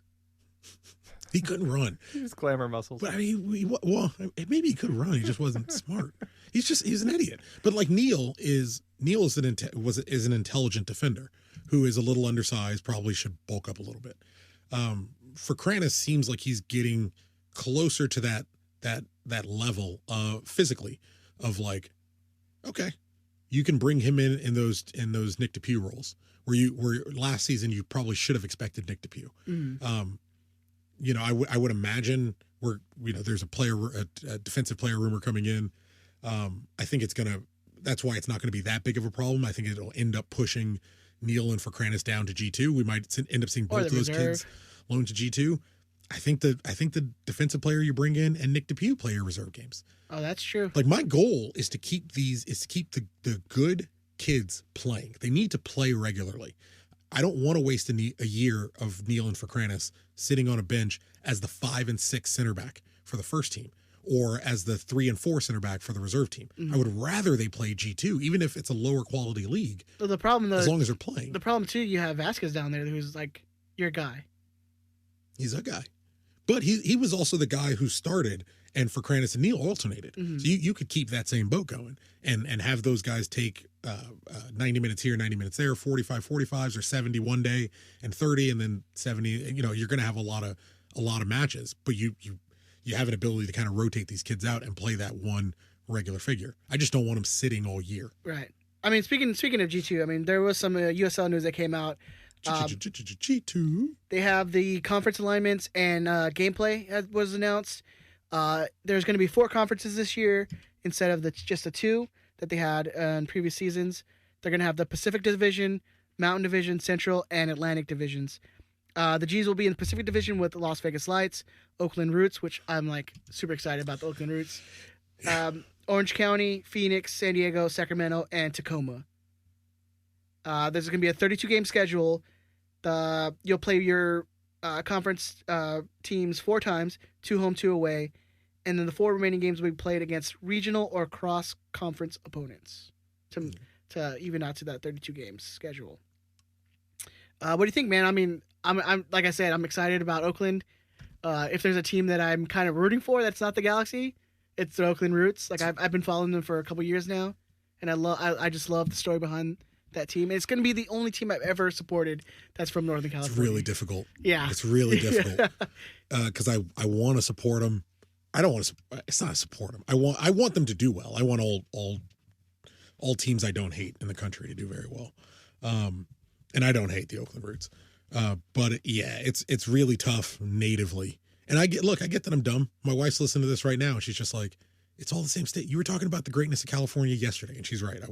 I saw somebody with a California bear flag, and I was like, that's the kind of house I want. It's like, fucking U.S. flag in here. We'll put the California flag. When shit goes down, California's what's up. So I'm all for it, but it's like, it's a NorCal team. My default is to be disgusted. Yeah. Like my default is to be disgusted. But this is the way I chose to look at it. It's a team that potentially will eventually beat the San Jose Earthquakes in the Open Cup, and that's so much better. For yeah, me. that's very satisfying to think about. No, I think you're absolutely fair in saying your default is to be disgusted. It's the way it's supposed to be. Yeah. I never understood people from Southern California that were like, go San Francisco 49ers. Or like with that, I guess it's if you're not a Chargers fan. When it's not football season, the San Francisco 49ers. When it's baseball season, who do those people like? Oh, the Dodgers for sure. Or Angels. No, not the people here. The people in San Francisco. Oh, sorry. Oh yeah, the Giants. Like this is the thing you guys got to understand. This is why I'm working on my peace and my inner peace and my healing and all that stuff. When I say I hate a team, I don't just hate the team. I hate the people who print the tickets for them. Your city. I hate the city. I hate the people. I hate the oxygen in your city. I hate working streetlights that keep you all safe and your ability to drive home. It's a visceral evil level of hate. That's why I try to get away from it. That's fair though. That's fair, especially when you talk about NorCal. It's disturbing to say. I mean, at a minimum, I think it's fair. But I dislike. I mean, have you met people. Giants fans? They are disgusting. Yeah, people. Josh Numbers, our good friend. Just straight out that dude. He's not like a closeted Giants fan. He was from Northern California. Still, generally, Giants fans are disgusting people. That's fair. I mean, Josh Numbers is. I love He's Josh. A freak. You did give me a shiny Mewtwo. That's cool. Oh, on your Pokemon raids? Yeah. Whatever. Pokemon Go. This guy. But yeah, so the What level you got? 35. It's not bad. USL season will start May 1st. So it's going to start 2 weeks after MLS starts. Mm-hmm. And they're going to get 32 games in. 32 games. Damn. But if you're listening to this right now, they're also leaving room to wiggle room for COVID stuff. The patches have just been restocked. There you go. On the LA Riot Squad.org website. I believe it's going to be under like the shop tab. There should be one in there. I haven't been to the site in a while. So, but yeah, we'll also tweet out the link again. And we'll have it in the show notes. So you can just click it on the show notes. Yeah, so USL conferences, I'm excited, man. I love USL. We'll see how it goes. Again, the Galaxy website's not the best place to go to get your G2 news, since they still only have like 7 players on the roster. But yeah. So strange, like all these kids from last year, they just dust in the wind. They got blipped. They'll figure it out. I'll tell you though, like I saw a little bit of complaints about how everything's structured for USL. Think you got to understand a lot of this is due to COVID and trying to keep these people playing a lot of games close together in a structured way that makes sense going in. So in the event things go left and the numbers spike back up, these guys can still play each other for the most part. They can all get in one area and play each other. You might want to get used to it because it might happen in MLS too. But post-COVID, when there's like 40 teams. Post-COVID, I get the, we're playing them 4 times. Post-COVID, you're going to looking specifically at my ACB brothers. You're gonna get comfortable with Oakland. You're gonna get comfortable with Sacramento. You're gonna get comfortable in San Diego. You're gonna learn what's a good hotel spot to stay at in Phoenix. And it's a lot of local travel you can go do. Oakland, Sacramento, Las Vegas, Phoenix, San Diego, Orange County. You're going to get, that's the spot to stay at in Vegas. That's the spot to stay at in Oakland. I'm telling you, man, you give this 2 years, 3 years, you are going to start seeing regular travel at USL level. And if there's anywhere that's going to have fans and stands, it's probably going to be Orange County. Yeah, definitely. Yeah, it might be actually where we see our first Galaxy. and Vegas. Yeah, Vegas too. Yeah. So and I mean, Phoenix, we just got back from Phoenix over the weekend. Oh, I saw that goal, man. Yeah. Your the daughter. kid scored a worldie? I haven't seen this. She scored a PK, winning goal. The winning goal. Hey. So beautiful taking penalty. She is, okay, sorry, sidetrack. Your daughter is the biggest kid out of the whole group. Yeah. Like, do you ever get like, oh, she's not in the age group? No, I'm sure other parents think it. I mean, they don't say it, but yeah, I'm sure. I'm telling you, go to Ben's Instagram and you'll see. I'm trying to see the goal right now. She's at least a foot taller than the second tallest girl. Bro, what the fuck? Dude, is this the right age group? Yeah, dude, she played that game that she scored. She played a hell of a game. Like, if you're listening to this right now, if you stepped on the court against the Lakers, that's the size difference between Ben's daughter and the rest of these girls. It's the first thing I noticed after she scored the goal. I'm like, wow, she's at least a foot taller than the second tallest person on that team. Yeah, two of her could fight that ref. Oh yeah, at least to a draw. She's almost as tall as the ref. Yeah, she's at the ref, bro. It's crazy. There's a little girl that's like shorter than her shoulder on her team. Yeah, that's. Hell of a I actually have a picture of them too. They were talking. They played up front together for a minute, and they were talking. Like, and you see Elena pointing, and the other girl's like at her shoulder, literally. It's like hilarious. if you were standing next to Peter Crouch. Oh yeah, no, I know. That's why I like. Because my nickname for her is Little One, because she's the littlest of Ben's kids. Yeah. She's so much bigger than the rest of them. Yeah, no, it's pretty funny. I don't think I've ever seen your Instagram. It's very nice, Ben. He's posting more. I know. I enjoy it. I've been trying to post a little more. Yeah, I see it, dude. Well, I swiped like 3 times, and I'm back to June 3rd, 2015. Hey, I mean, I guess it's got to be a recent thing. Yeah, whatever. Yeah, whatever. I don't look at it. Speaking of fans and stands, you guys, did you see that LA might start allowing fans in the stands? I saw that. I'm excited. What do you guys think? Baxter article? Yeah, the Kevin Baxter article. They were talking. There was. We talked about it a little bit too with the Dodgers coming out and saying they're hoping and they're working with authorities to try to get some fans in the stands. Yeah, the Galaxy can thank the Dodgers. Yeah, and probably. How is your hair darker today than in 2014? Probably just, I don't know. Maybe it was cut shorter in 2014. If you look at him, his eyes are darting back and forth. I just look at him like, I'm like, what the hell is he looking at? I'm just looking at his eyes. He's just looking back at me and Ben, or me and Tucker. I'm like, he looks shifty as fuck right now. Dude. Oh my god! If he had a mustache, he'd be twirling that shit right now. This is just the best photo.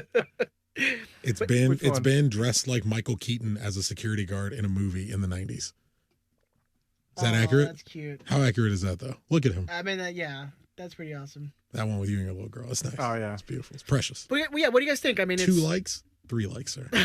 Boom. Double tap. Yeah, I mean, it's pretty interesting to think. I mean, obviously it'll be at a capacity, but what would that mean for the Galaxy? Would it mean like just season ticket holders can go? I mean, that right there, you're already looking at 8,000-9,000. We get 25% of a 65,000 seat stadium? I'm talking about the Galaxy. Yeah, me too. 65,000? Yeah, I mean, look, We're going back to the Rose Bowl. Hey, space in the stadium. community kids, we're going to go back to the Rose Bowl. Let's do it. That's what they were letting you know. 10% is like, that's still only 10,000 fans. But yeah, you don't do. It's hard in a 27,000 It's gotta be. seat stadium, man. I'm like, Yeah, I mean, is it only season ticket? And then is it just a lottery with season ticket holders? Because you're not going to get all of them in there. because I can imagine you're only probably going to be able to do, a quarter at most. I mean, that's not even all your season Well, ticket for now, holders, they're man. talking about maybe 50% capacity by summer. So Well, Well, I heard- numbers are going in the right direction. More vaccines are being We're readily. getting into politics talk. Biden says we're going to have a vaccine for every adult by the end of May. At least that's what he said today. If you even believe he's president. Yeah, I mean, Stop the steal, Ed. oh my You God, gotta stop that. that's a thing that Stop that goddamn steal. on QAnon Ben at QAnon Ben. You got to start that, right? You got to start QAnon Ben. That's got to be No, fuck. That's got to be your actual Twitter account. He's gonna get some weird people on there. I know. Because I remember I tweeted one time that I was like, I need a sugar daddy to buy me. So I forgot what it was, and I got like likes from random people, and you went in their profile, Don't go into the profile. and it said sugar daddies. I'm like, oh, that's fucked up. How many They dicks, searched for it How many dicks did you see that day? I know it's more than one. on average. Wow. Because I mean, How many days is this? some days you see more dicks than other days, man.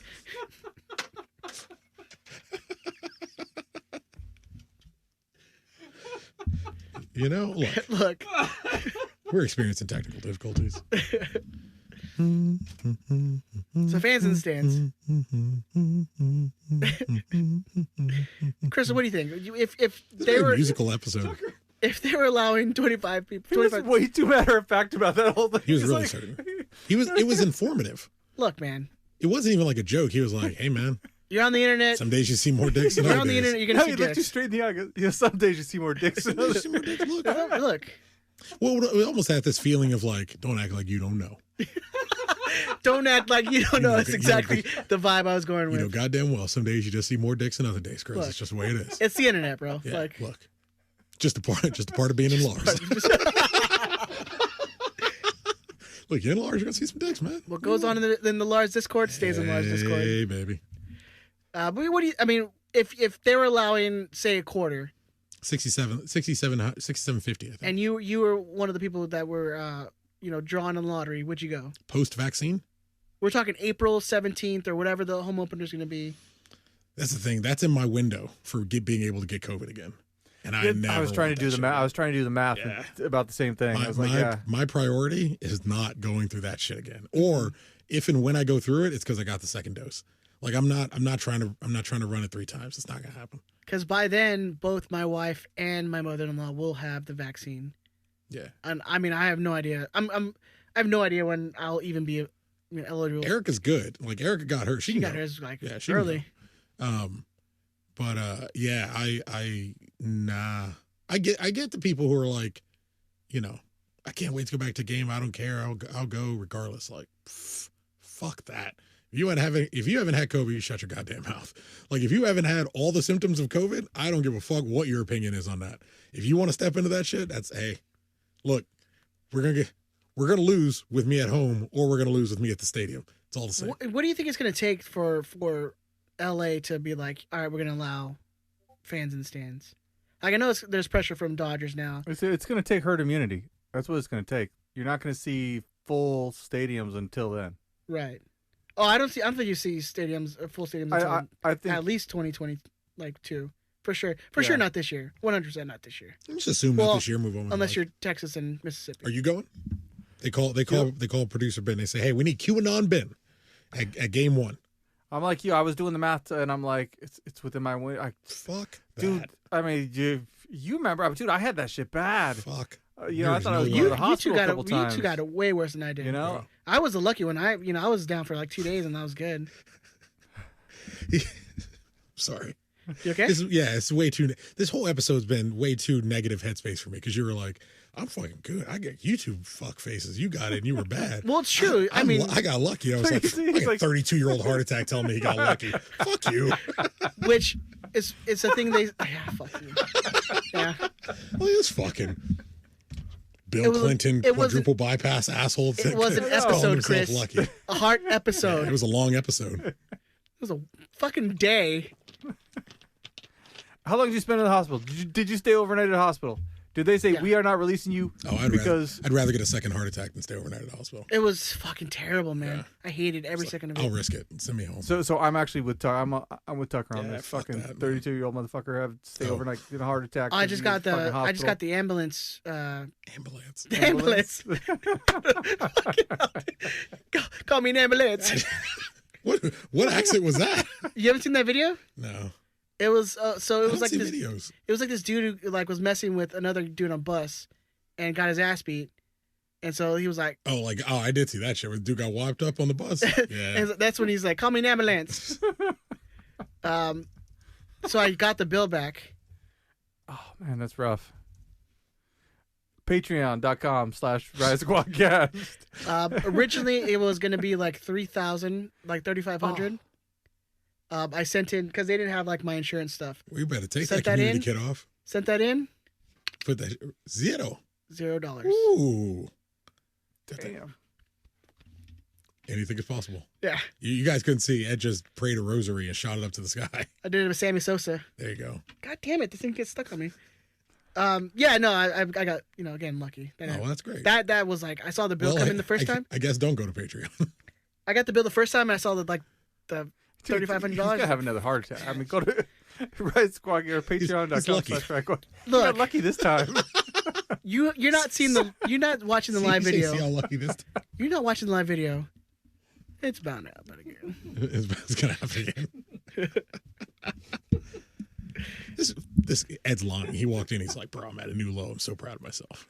I should be. haven't been under look good. 250 in 2 years probably. You got 2.5 chins. It's the least I've seen in years.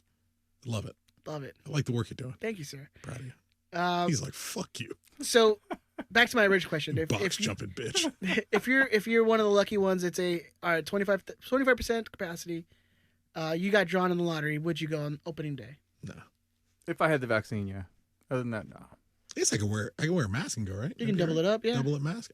I would double it mask. I would double N95 it. I'd wear my Galaxy one. I have that Galaxy N95. Yeah, there you go. It makes me look like fucking Darth Vader. Yeah, that's dope. Or no, I look like Dominus Gaul from Destiny 2. Yeah, I'll fucking rock that shit. You should Google it. I don't It's know dope. either, man. It's dope. Me and Ben just like look at each other and shrugged. It's like, fuck both of you. He's like, I know Vader. Yeah, but it's like I get the first reference. Yeah, you're good. You should just stop. Stop at the just first there, one. Yeah, it's like my Bane. You know? Nah, I'm cool. In all honesty, G2 I'd probably go to. If it's all spaced out and like if they did a quarter G2. Oh, that's like at the that's track like and 5 field. people. But like at the track and field, it's like 200 and. But aren't they 300 something. They're like playing at the main stadium. Oh, Yeah, they're not playing at the track and field. And you're not going to get. I mean, I don't think I would get 6,800. No, not for a G2. Yeah, I would go to G2. I would do a G2 game. All right. Yeah, no, I think I'd feel comfortable. Yeah, like if it was about 2,000 to 3,000 people in that stadium, and you could really space out, I'd feel comfortable. You know what it'd be like? Like if they did the 2007, 2008 U.S. Open Cup days, where like you could yell at a player and it fucking echoed through the entire stadium. they hear it because no one was in there. So it's like it's Lars definitely, and the ACB are there and Galaxians are there, but basically it's like me and Ed and players, and you're just like, hey, fuck you, and it echoes through the entire building, and the guy's like, hey man, I got a family. Yeah, my kid's up there. He's like, your kid's an asshole. Oh man, yeah, I don't know if I would do it, even if my wife and your wife wouldn't let you, and mother-in-law were vaccinated. Nah, I can't imagine your wife lets you. I don't think Erica would let me. Dude, losing my sense of like taste and smell was fucking weird. Yeah, it just was like a whole weird experience. Yeah, it was great though. You gave much better blowjobs. Well, I took out my teeth too. I just gave you a gummer. Gummies are way better. Yeah, man. Just rolls right over the top, and you just keep going. Look, man, you just work the head, and you good. That's all you need. You got all this shaft bullshit. You don't gotta worry about that. Don't listen to him. That's not. He gives terrible blowjobs. Erica will be That's like, where all really? the nerve endings are, man. He's just like too much. He just turned off his mic. There you go. I get out of Can we this. get the girlfriend get out of this joke. again? Then talk. Just hit pause on that joke and take off. Just let it simmer. There you go. Let it marinate. All right, moving on. Let's See the talk. blind spot too. We do have some player rumors that are one of the other ones are actually pretty close to being signed. But the first player rumor is G's are set to sign Derek Williams, Irish/American/German center back, 28 years old. He is in the U.S., and according to our good buddy Josh at Corner of the Galaxy, he will be announced in the coming days, or even as soon as next week. He is recovering from a hamstring injury back in December. Was expected to be out 2 to 3 months, so it's about right time to come back to full health. What do you guys think? I mean, and does DTK follow him, Ben? Yes, he does. 100% he follows him on Instagram, so you know this is happening. Makes it official. What do you think? I mean, I think, Chris, you talked about him a little earlier. You say he might be the reserve. I don't know. I was arguing. Back. I was arguing with Josh this week, a couple days ago. I don't know. I was arguing with Guessman the other day, and we debate. Well, I mean, look, it's a relationship around what you would expect. There's a topic, and then we use each other as a sounding board. Figure out your opinion. Makes it a little bit easier to kind of think it out loud to someone who's also thinking about it at a level you are. And I think he is more of the opinion that he's going to be competing to start. Yeah, I kind of lean that way too. I think he takes People's starting job. I think People's the guy who's on the bench, and he's the supporting center back for. Peoples would be an expensive guy to sit on a bench. You're paying him already, man. Just like I've seen Derek Williams play a little bit because he is in the championship with Blackburn and Watford. My team in England do play in the championship. So hey, there's no shame in that. I'll see you next year. I think Watford's still third. They're fighting for that automatic promotion spot, but yeah, I mean it's. I honestly, I've seen him play a little bit. I would say he's probably a better talent than People Gonzalez, and that's not saying much too because People, yeah. I don't know how much of a surprise this will be. I have purchased Derek Williams on Football Manager before. That makes sense. I mean, it was a game and it was years ago, but it was I didn't find him too spectacular. I haven't gotten a chance to watch any of his games. It's been a tough week. So maybe by next week, I'll have a more solid opinion of him. Yeah, and I think was it Josh or it was someone on? No, it wasn't Josh. It was I forgot who you had on Twitter. Josh. God damn it, Ben. That said that Derek Williams is already in the States. He's already quarantining. Yeah. I think it's COG. So. Josh. God damn it, Ben. Yeah. So I mean, it's happening. It's going to happen. It's going to happen. Yeah. It might happen by the time you hear this. Yeah, it's a matter of time before it gets announced. I'm with Josh. I think don't do it. Josh. I think he definitely is. Probably highlights a problem more than anything. I think he definitely him and People. I mean, even Stairs. I mean, Stairs isn't guaranteed a starting job. I mean, it brings it back to the competition. You know, I mean, players are going to get better through competition. Yeah, I agree. I mean, there's been how many years? 2 years now where. You have these starting guys, and you don't really have the depth to push them to Yeah, I mean, keep playing at a level. Yeah, as good as Fulcranis and Neal are going to be, they're not going to push. Yeah, they're not going to be pushing those not guys this to year. starting spots. Yeah, for sure. If you're looking at it, and we've covered it, if you're looking at it reasonably, just taking what we had prior to the Derek Williams signing, you have People Gonzalez, Daniel Steris, you have Nick DePuy, Marcus Fulcranis, Jalen Neal.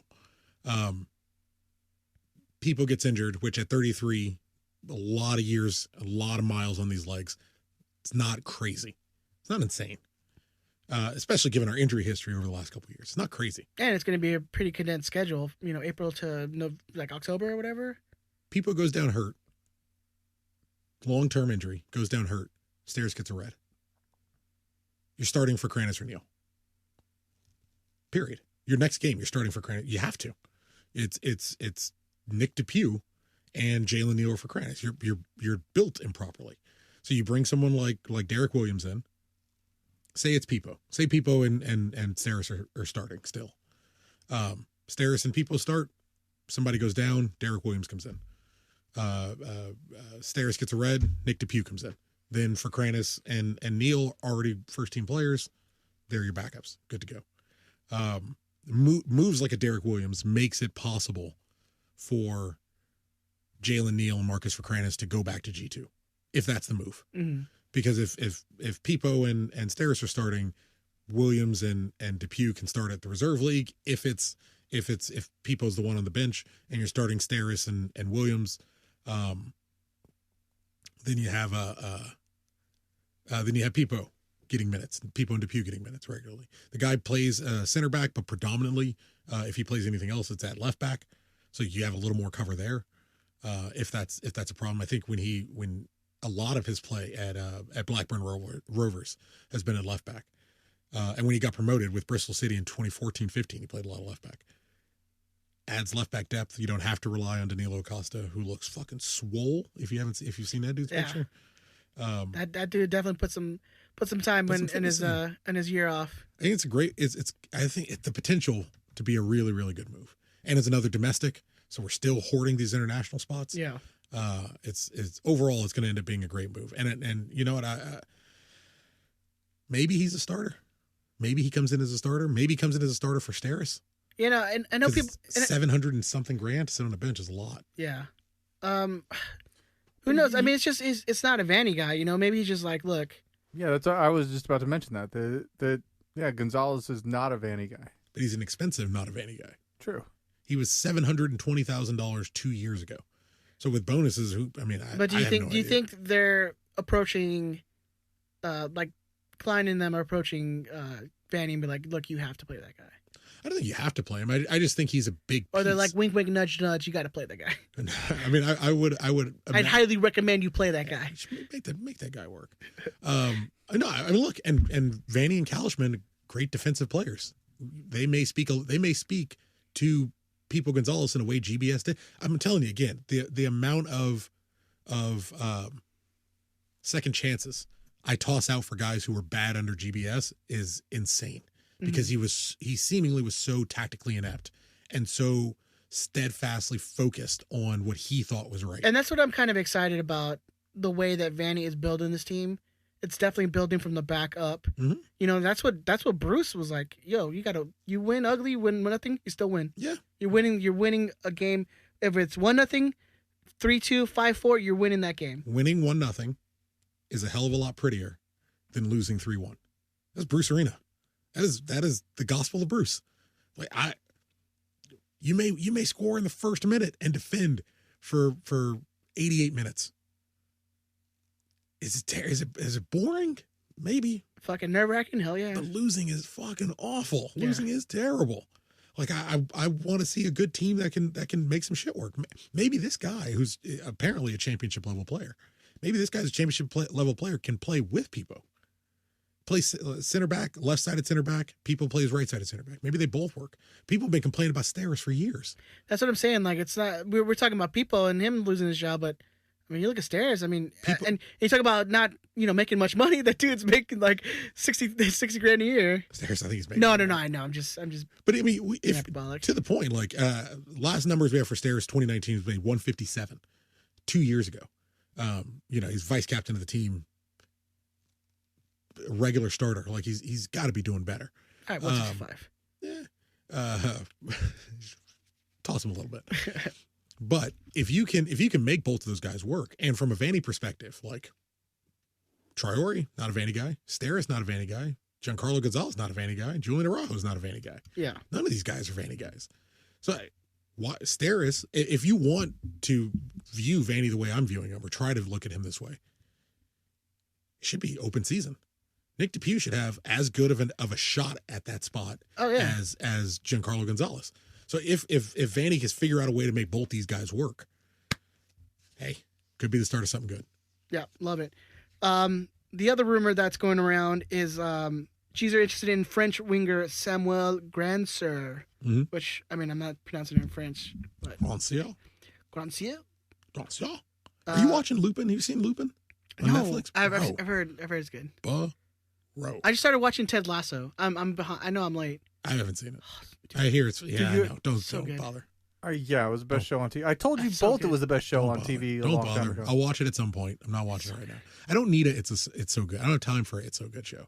Like I got Lupin, and Lupin's 5 episodes. Eric and I have been watching it for a month and a half. Like we don't have time for shit like this. Yeah. Well, I mean, they're quick episodes. They're only like half hour. They're Yeah, and not it's like only a 10 hour long. episodes. It's only 10 episodes. It's only one season. Yeah. These Well, people- so far, Oh, okay. it just came out. Okay. Yeah. It got greenlit for 2 more seasons after like halfway through the first season. I'm sure it's great. It is. It I'm It gonna really watch. is. Look, I haven't finished it yet, but I had a buddy that I recommended Breaking Bad to for years. Refused to watch it. I'm gonna get to it at some point. Is it you? You haven't seen Breaking Bad? I saw. So, Breaking Bad was their last episode. It was like the season finale. So they were doing. Oh no, wait. That's your thing, though, isn't it? They were doing like a marathon of all the episodes. So I started just binge watching. Like, so within 3 days, I completely finished all Breaking Bad leading up to the finale. Like literally leading up to the Like finale. an hour and a half earlier or something like that. Yeah, right? yeah. And same with Game of Thrones. No, Game of Thrones I was watching since Okay. season 1. Ben, I can't wait until he has a kid. I can't wait. It's gonna be so nice. It's gonna be great. Especially since by the time you do, Damien will be like, fine, he'll just go to bed and I'll Yeah. get to watch TV for I won't be studying all You the get to time. watch what you want to watch too. Oh, it's gonna be great. I'm gonna have a whole separate cell phone that's just a number for you that you can text or call me or just like FaceTime me real quick. You can get your burner phone. Yeah. It won't even be a burner phone because it's going to sit on the mantle so the whole family can walk past. It's just a camera into your house as you're trying to watch something and stepping on fucking Legos and losing your mind. breaking through a Lego town like Reptar like I do every other fucking week. All right, back to G's interested in French winger Samuel Grandsir. This was tweeted by @LAGalaxy_rumors. 24-year-old winger primarily on the right, but can play both sides. Mm-hmm. Signed to Monaco in 2018. Has been at loan at Brest in League One since 2019. Transfer market has his contract expiring in 2023. So I'm assuming probably like a loan to buy if this is actually happening. Makes the most sense. Benjamin, does DTK follow him? Yes, he does. Yes, he does. I like this segment. It's going to be great during the season. Yes, I am looking at it right now. He does follow him. And so, I mean, it's another right-sided winger that we're rumored to. Mm-hmm. The other one was the what was the Austrian guy, Bedic? Oh yeah, Hussein Balak. Balak. Yeah, there you go. But he can play on both sides. I mean, he's primarily on the right-sided winger, but can't play on the left side. Yeah, what do you guys think? I mean, I know he's not played foot much. Mm-hmm. He's still very young. Again, it's a guy who's like, pacey, speedy on the wing, kind of bigger dude. He's got some meat on the bones. Yeah, pacey is probably not how I would define him. This guy I got to watch play a little bit. He's fine. Like he's fine. He's like from what I could see, he's a healthy mix between an Alessandrini and a Yanni Gonzalez. Mm-hmm. More mobile than Yanni, but definitely less mobile than Alessandrini. A little more dynamic in attack than Yanni, but less so than Alessandrini again. Willing to go out players. Definitely willing to go at players. Can play both sides of the field. Right-footed. He played at Strasbourg in 2019. He was at he played at Strasbourg up until 2019. You're right. He played at Strasbourg 2019. He played at Brest in 2020. Yeah. At Strasbourg, predominantly played him on the left. Like he at Brest, where he played very well, he played on the right often. But it's nice seeing a guy who can natively take up either side of the field. He can cut in on his right, cut in on his right foot. He's predominantly right-footed player. Can cut in on his right foot to shoot the ball or can cross it off the right. Just depends on which side of the ball he's playing, which is great because it gives you the Christian Pavon option of moving Pavon onto the right side and letting him shoot on his left foot. It seems like a similar. Although we're never supposed to say that guy's name again, seems like a Alexander Katai-esque kind of right winger, which would lead to believe that we're still building a team similar to the way GBS saw things. It's just a matter of how you use these pieces. This guy seems to cut in a little bit more, and kind of ride on that back post for crosses than I saw Katai doing. But as you say, he hasn't played a ton of soccer. Not an outstanding amount of minutes. He was a pretty frequent starter at Brest, but this is, what was it, 20-something games? Wasn't anything outstanding. There were only 2 that he wasn't in the squad for, but 4 matches altogether he didn't play in. Overall, the clean bill of health, you really can't overlook. Like that's the main thing. I mean, yeah, that's the players we've been bringing in that seem like, oh, he's hurt or he's coming back from injury. A lot of guys coming back from injury, but this guy, his injury record is as best I could see, relatively pristine, even for not playing a ton of soccer. Like it's never due to being injured. It's like limited minutes, going on loan to teams in difficult situations. One of the issues should be that, Monaco bought this guy. He played 12 games shortly after they bought him, and they've shipped him on loan twice. The beauty of that is, as the French league hurts for money during the pandemic, we get to potentially come up on another Christian Pavone type loan. Yeah. It seems like that's the thing that would benefit them best. And Monaco hasn't been the best in like the last couple of years either. They lost a really, really, really, really good player. Yeah. But he's kind of fantastic. It's pretty special.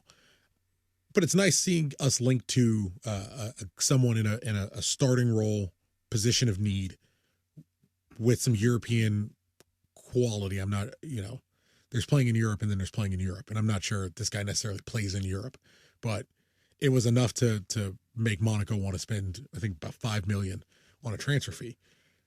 Yeah, I think he's still only valued at like $2 million or something like that, but still, we're not paying. But it's great for a transfer fee. But it's great for us to take advantage of someone who has lost half his value after being bought during a pandemic. Like these are the types of moves you would like to see, because maybe this is a guy typically we would need to pay a loan fee for. We would need to pay a transfer fee for. Monaco's not gonna play him. Don't want to pay him. It's why I feel I get very like Bruce Arena vibes with Greg Vanney, building with the defense first. What a lot of things that Bruce would do these like 1-year loan things. Like he would bring in a guy from, Wilhelmsen. He'll bring in a guy who will come in and help your team out for minutes. And then, next season be like, all right, bye. Time to go. Yeah. Thank you for contributing quickly, and you're ready to move on your way. And I think this might be one of those things where you bring in a young guy. He's is not lighting it up in League One. He's on a team that's pretty low on the table. I think like 14th or something like that. Who keeps loaning him out? Yeah, who keeps? No, I mean when he's on Brest, who's on like 14th in League One. This is the type of guy you bring in on loan. You don't have to be stuck with him. You're just loaning him out for 6 months, testing him out, test the waters, and if he's a guy that you want to go after, I mean, you're not going to pay much for him. Like you're not going to pay a lot for him. I can't imagine. I mean, even if you have to trigger and buy him out. And look, Jonathan spoke at the presser and let us know he's in his last year of his deal.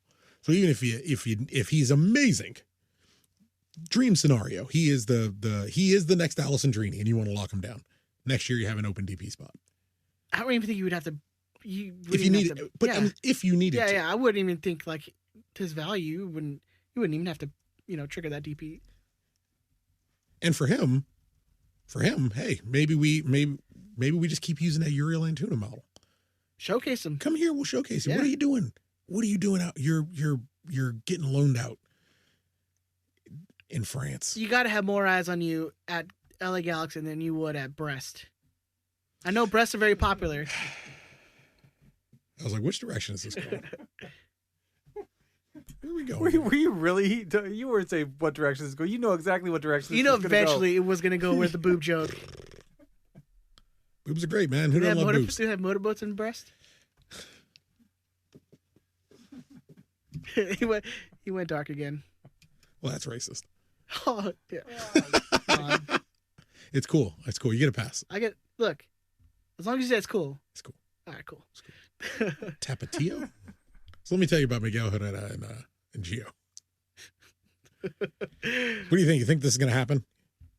I mean, it's the infamous DTK follows him kind of thing, and it's a position of need. Mm-hmm. We'll talk right now. Our next thing is we're gonna talk about Vanny's first media day presser and everything. So, and he has some quotes that you want to go out. Hey guys, it's probably gonna happen. Well, don't worry, it's probably gonna happen. There you go. It's cool. Shh, don't tell anybody. but Vanny mentioned like they still have 6 to 8 players that they want to bring in. A lot of and he's talking about tamming some guys. So there's going to be some guys coming in. We have the international spots open. It's obviously going to be teams that are. A lot of the European windows are closed. So we'll see. It's got to be guys who are coming on unload. We're not going to be buying guys straight out of a lot of these contracts. Greg says we got a lot of money through TAM. So we can bring. How many of you guys are going to TAM down? Like 3, 4 tops? Is there a limit? I didn't know there was a limit. No, like the money you have and you can spend in the season. Like I don't know if you're gonna. But if we can spend in the season, you can get a TAM cam. TAM cam? You can get a TAM cam. TAM cam, thank you, ma'am. Cam for TAM. You can get a right winger. You can get a center midfielder. Like we still got positions of need. Bond might end up being a TAM. We don't. I have no idea how much. Yeah, how much he makes. That's the thing. I'm waiting for the next salaries to come out. I don't know that that's ever going to happen again. I know, right? It seems like which something should be that May. May will be the next one. Because they didn't even release last year's. For 2020, no, but that's because the CBA was all dicey. Okay. Well, yeah, I don't know. I like him saying he's 6 to 8 because we have 5 spots. 6 to 8 means people are going away. 6 to 8 means we're sending. Tops of my list for going back to G2, Saldana. So I'll just Neil. go into it. So I'll go into the quotes. And thank you to Delmy. She was tweeting all the quotes online the other day. That's out. Delmy Barillas, DELMY BARILLAS. She's a good follow. So she said, Vanny on the roster moves. I think we are between 6 and 8 players left to add to this group. We're looking for very specific qualities to fit into the group that we believe can help take us to the level that we need to be at. So yeah, it's, and you're talking, we only have 6 spots open left on the team, on the first team roster. So if they're looking at more than that, they're obviously going to, have guys go down to G2 or the reserve roster. Neil for Kranis, Saldana, Dunbar. There you go.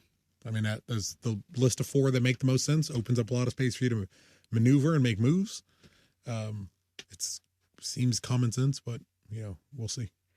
And then it's the big story is they're asking Vanny about Pavone, and Delmy gets the quote saying it's still a very open situation.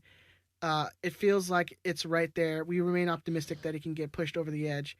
At the same time, we also have to be considering what does life look like if we can't. But I'm still hopeful that we can get it done. And then he also had a quote from Alicia Rodriguez at Soccer Musings. They asked Greg Vanny about the sexual allegations against Pavone, and he responded with, "I don't know the facts of the situation, so I don't have an opinion." I thought that was the first misstep of Greg Vanny's tenure here. The idea that he hasn't been informed on the situation seemed difficult to believe. Yeah, I feel like it's hard to believe that he would not know like every detail of what the Galaxy know about. Which is like Christian Pavone. Read her question again. Well, it's just what it says is Greg Vanny on sexual abuse allegations against Christian Pavone, and that's when he responded with, "I don't know the facts in the situation, so I don't have an opinion." Yeah, I think COG was talking that it was John Rojas that asked the question. Okay, well, that's a guy who's always got the. Just wanted to do it again. One more time. That's a guy who always has the scoop and the kind of inside, seemingly on the Pavone transfer. I don't think anyone expects you to have. The way I looked at it, I can't imagine anyone expected him to like go over a DNA. Go over details, especially in still. I guess it's still considered an open investigation, an active investigation. I wouldn't have. I would have hoped he would have worded that differently. You should definitely know about what's potentially your most important player that could be coming on your team. Well, I would have loved a reporter to go, "Can I speak to someone who does know the details? Like which person in your organization knows the details and is so well informed on the details that they are continuing ahead with the transfer?" I feel like it should have definitely been a whole political statement or a political move where it's just like, "Oh, you know what, we don't talk about it. It's still ongoing, so we really don't want to talk about it. Or we can't talk about it." I don't know. I feel like that answer would have been like, okay, I mean, that makes sense. It's say you don't want to talk about it. Just say, I mean, I get that you can't. I understand why you can't say like, hey man, they're police are dealing with this shit. Keep my name out of this. Or the very minimum, you go, you know what? We don't talk about players. We don't talk about the player stuff that are not on the team. Because I mean, this is all speculation. Still, Pavone, signing with the Galaxy is still all speculation. Yeah. Like it's still not 100%. Greg sounds really confident. He sounds super confident. Oh well, yeah, I know. But yeah, it's I don't. What do you answer? And from an organization like us who are historically cagey, what do they say? I would have liked a more. Maybe that I shouldn't presume he's lying. It appears that he is holding his tongue. I could be wrong. I'm open to the possibility I'm wrong. I'm trying to phrase it where it's not malicious in his, because that's not the way I look at him. But I don't know. It seemed as if he's holding his tongue. It seemed as if he might have more feelings about it. Yeah, I mean, it's he definitely knows the situation that's going on. He definitely knows the details of what's going on. I guess at a minimum, I would like to hear what he thinks about it. Maybe that's more it. I feel like it's just something you don't, like the PR team is like, don't talk about it. Because it's still, again, an active investigation. The Galaxy were named on the deposition or whatever it was. So definitely they've been trained to be like, hey, we're not talking about it. But I think Greg should have, I think it's just wording. I think it's just, that's what it comes down to. I think it's just, he worded it poorly. I think it's just a weird moment where I realized or had to accept, like, he's not the boss. Like, there's somebody else who's the boss. It is technically your first day on the job. Yeah. And you're getting questions about sexual allegations. Yeah, but that's got to be tough, man. No one figured out yesterday that he was probably going to get that question. Questions, right? Yeah. And would have like a more, at least as a fan of the team, would feel like a more concrete or acceptable answer. Make it a political answer. Be like, yeah, we're not going to talk about, we're not talking about players that are not on our team. We're talking about open investigations. And we're not talking about open investigations. Yeah. But then how do you answer that question and go, but you're willing to transfer a player who's in the middle of an open investigation? So what happens when you do sign him? Can we still not ask you questions? Again, I think I would go with the answer of like, oh, we don't talk about players that are on our team. Yeah, you think if Brendan Hannon was still here that, they would have been briefed on that question and said, hey, you have something ready for this? That's my problem. I think he was briefed. Like they're not, you can dislike things they do, but they're not dumb. They have a different outlook and ideology than a lot of their fans do, but they're very intelligent people. They're not stupid.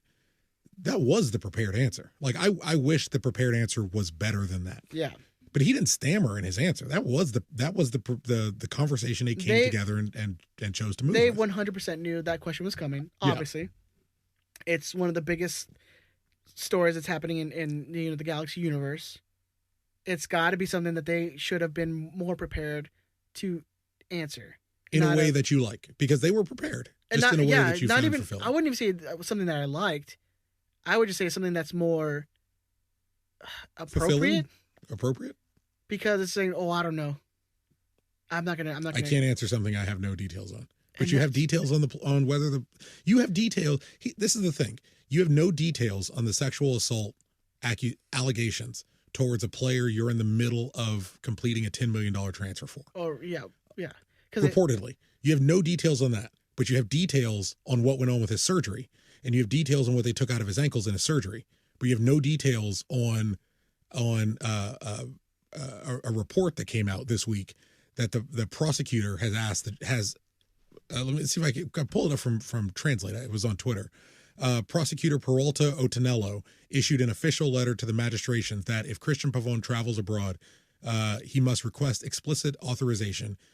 He had cited several witnesses, such, blah, blah, blah. You know how many bone fragments he took out of his ankle. Like someone ran that past you, but no one ran past you that the prosecutor in his case asked the judges to say, hey, we want to make sure he has explicit authorization before he leaves. Something you guys have said was not the case. That you don't know anything about, but 9 bone pieces in his ankle. That I'm on the phone. I got the doctors on speed dial, but I have no idea what's going on with this case. I would have preferred a more fulfilling answer. It's just hard to believe that he doesn't know. anything that's going on. Tell me you don't want to tell me. Yeah. Just say you don't. Say we're not going to talk about it, or it's an open. You might not be wrong, and it's an open investigation. We're not going to talk about it. It's an open investigation. We're not talking about it. And you got to stick to that line. I think the problem is like it's kind of it's not gross. I think they're just aware it's unfulfilling, and it's something they clearly don't want to talk about, and they don't know how to stop talking about it. But you've chosen to pull the trigger on spending more money on a player acquisition than you have ever paid before. Ever for a single player. He is going to top the list for us. And he is currently under a sexual assault investigation. You can't have it both ways. Yeah. You can't not want to talk about it and want to go forward with it. That's what I think we talked about before even recording that. I'm shocked. And I know Pavone is a known entity. He's a known MLS caliber MVP. And he's innocent until he's proven guilty. Yes. Absolutely. I am shocked that the Galaxy are still pursuing him. Yeah. I want to say it's a turn. It's not, historically, it's not really a turn. But it seems like it's more public than I think any of the other situations they've had to deal with that they chose to brush aside. And if you don't know what we're talking about, like Zlatan was accused of racism, Jelle Van Dam was accused of racism, Shannon Williams was in court and I believe charged with domestic violence. Like Alan Gordon used a homophobic slur to was wife or girlfriend at the time dropped the charges. She dropped the charges. She didn't. Well, there was a. She didn't go through with the charges. There was an amount of time that it was open, and she had to continue it by a certain day. The day after that day lapsed, the Galaxy announced him as a signing. Like we overlook these things. Let's not be too Puritan about who we are. We overlook otherwise questionable things all the time. We try to carry ourselves like we don't, but it's not. It's not. We're fine. We're fine with questionable shit. This just seems more consistent and more public. And because it's a designated player and it's an expensive designated player who's very, very well known in the league, it seems like something historically you feel like the Galaxy would be out on. From a PR standpoint, like to put yourself in that position to continue with. They got to ride it. Again, yeah. Well, once the transfer goes through, like what happens? This isn't going away. Yeah, because, it's an open sexual assault case. It's a serious charge. Say the Galaxy do sign him, and then a month later he has to be in court, and I'm not gonna sit here and say I'm an expert on law in Argentina or how things work down there. Do that. But I imagine that's not something that's gonna be like a week. Do you want your name attached to that? Or exactly, like even having the Galaxy name attached. Say it's turnaround in the deposition. Yeah. But say it's turnaround trips. He flies down to Argentina. He's there for 3 days. He flies back. He's training in Argentina. Flies back. Plays for the game. Do you want that every week? Not just that. Do you want he's got to miss a game because he's down in Argentina dealing with a case? Tuck, I think you touched on it. Do you want your name attached to it? Do you want LA Galaxy player Christian Pavone in court every week? I mean, that's going to be in every paper. LA Galaxy player Christian Pavone is on trial for sexual assault. And look at the Orlando players who just were arrested for sexual assault. What? I don't know about this. Yeah, so I think they just signed this guy, and him and his brother were arrested for sexual assault, and they immediately terminated the contract, all that stuff, blah blah. Boca ain't giving that money back. You can the Galaxy will be welcome to terminate whatever contract they want. Boca ain't handing back a penny. It's just shocking to me that they're in willing to pursue. And if you listen to Greg, they are in. It should be close. It's on the edge. Hey, you got it.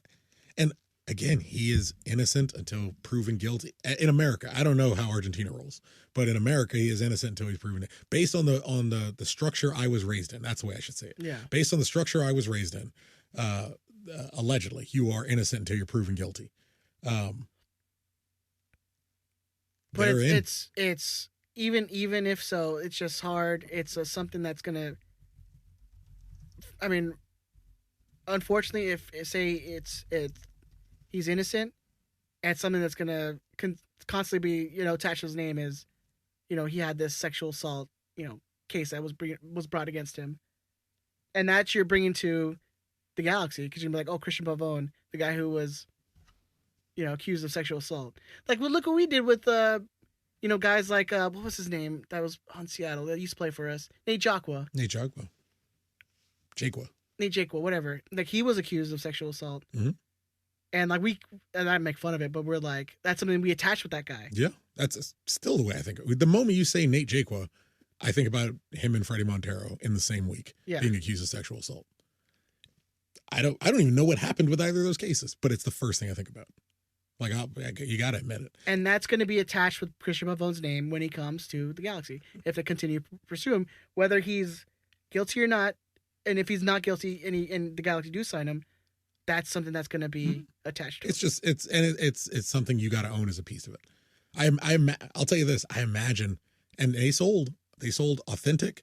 Christian Pavone was the only player who was not on the Galaxy who got a 2021 community kit pre-stylized that you could purchase. Yeah, because you could still, if you bought a named jersey, you could still get guys like Felcher and dudes who are not even on the team anymore as an option. Pavone was the only one featured, as a featured on the sale page, like with Jonathan, with guys Sebastian. Legit, who are on the team. You had a Pavone. Like, you can get other guys if you did the customize or whatever. Well, I'll tell you, all the jerseys sold out. I didn't see anybody posting that they got a Pavone. I'm sure you did. I don't want to hear about it. I don't care. But I saw more people posting they got Javier Hernandez jerseys than I saw Christian Pavone. And they clearly sold out. Somebody got them. But nobody I know got them. Yeah. And look, I do know you and you got them, I still don't care. Don't send it to me. Also, by the way, in Argentina, you are innocent until you're proven guilty. There you go. All right, and then the last piece of Delmi's reporting that I wanted to bring up, and Chris, you brought up a little bit, was Jonathan. JDS on the new season. I have high expectations this year. It's my last year under contract, and like I've always said, I would love to stay here long term, but I know it's up to me and how I do this year. This club deserves the best, and I'm going to give my all this year. So Jonathan confirming this is his last year. He is on a contract year. Trying to clear that up. I would assume the team probably has an option. There's usually a player or like a team option. But he signed in 2017, so that would be a 4-year guaranteed. If it's a 5th-year option, it's a 4-year guaranteed deal on a $2 million designated player. It seems like a bit of a stretch. Yeah. I would guess it was a 3-year deal with a 4th option that we picked up. Jonathan wasn't great last year, but a good Jonathan Dos Santos is better than all the people in Major League Soccer. He's 30. This is, if you're looking at, Greg had a quote talking about, we're looking at guys who will be here for 2 or 3, 4 or 5, and even 6 and 7 years. Jonathan might be in that 3 to 4, depending on how those legs work. Yeah, but this very well could be his last year. I think we were talking to, it was probably on Discord. This is his last chance for like a big money move. Like, if he was gonna move like to an America or something like that, this is gonna be his last big money move. Mm-hmm. And so he's gonna need to play, like he's never played. That first year when he played Jonathan 2 years ago. Yeah. 3 years ago, and he's fine. Whether that's a big money move or getting a contract extension with us, or going down to Mexico and getting like a one last big paycheck. Mm-hmm. It's going to be a year that he's going to need to show up. When he's good, he is outstanding. When he is legitimately, when he is good, he is one of the best center midfielders I have ever seen. I love him on the Galaxy when he's good. Mm-hmm. When he is good. When he's bad, it's bad, man. Now, he says he's fitter than he's ever been. He says he's fitter than he feels like he's fitter than he's ever been. He says he understands that last year wasn't good enough. I can't imagine anyone confuses that. Yeah, it says he's like 100%. First time he's felt that way in years. Yeah. Like, seems like he's ready to go. It's a contract year. Contract year, man. And you are going to turn 31 this year. I imagine for all parties involved, it is very, very good that it is important that he's good. Yeah. He's my captain. He's my captain, and he's got He's got Dan Kalishman back in the organization. Yella's talking about coming out to games. First preseason game he's got a crack at is against former captain Landon Donovan. Like there are options available for Jonathan to prove himself in preseason to get me on board.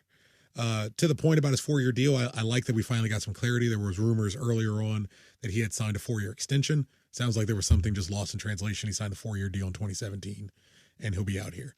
I think he's primed for a good bounce back year. I think a good Javier Hernandez is going to help make him look a lot better, and maybe we can get him a steady partner in midfield to partner up with.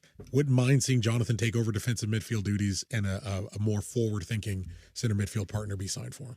Yeah, I think there was like people thinking that he's going to be pushed up more this year, and having like him be the more of your attacking minded center midfielder.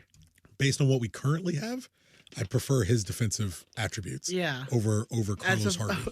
Yeah, as of what we have right now. Based on what we have right now, I'd like to see Jonathan as a defensive midfielder. We bring in a more stout, defensive minded midfielder. Let that pony run. All right. Anything else before we get into the lightning round? I'm good. No. All right. Let's get into it.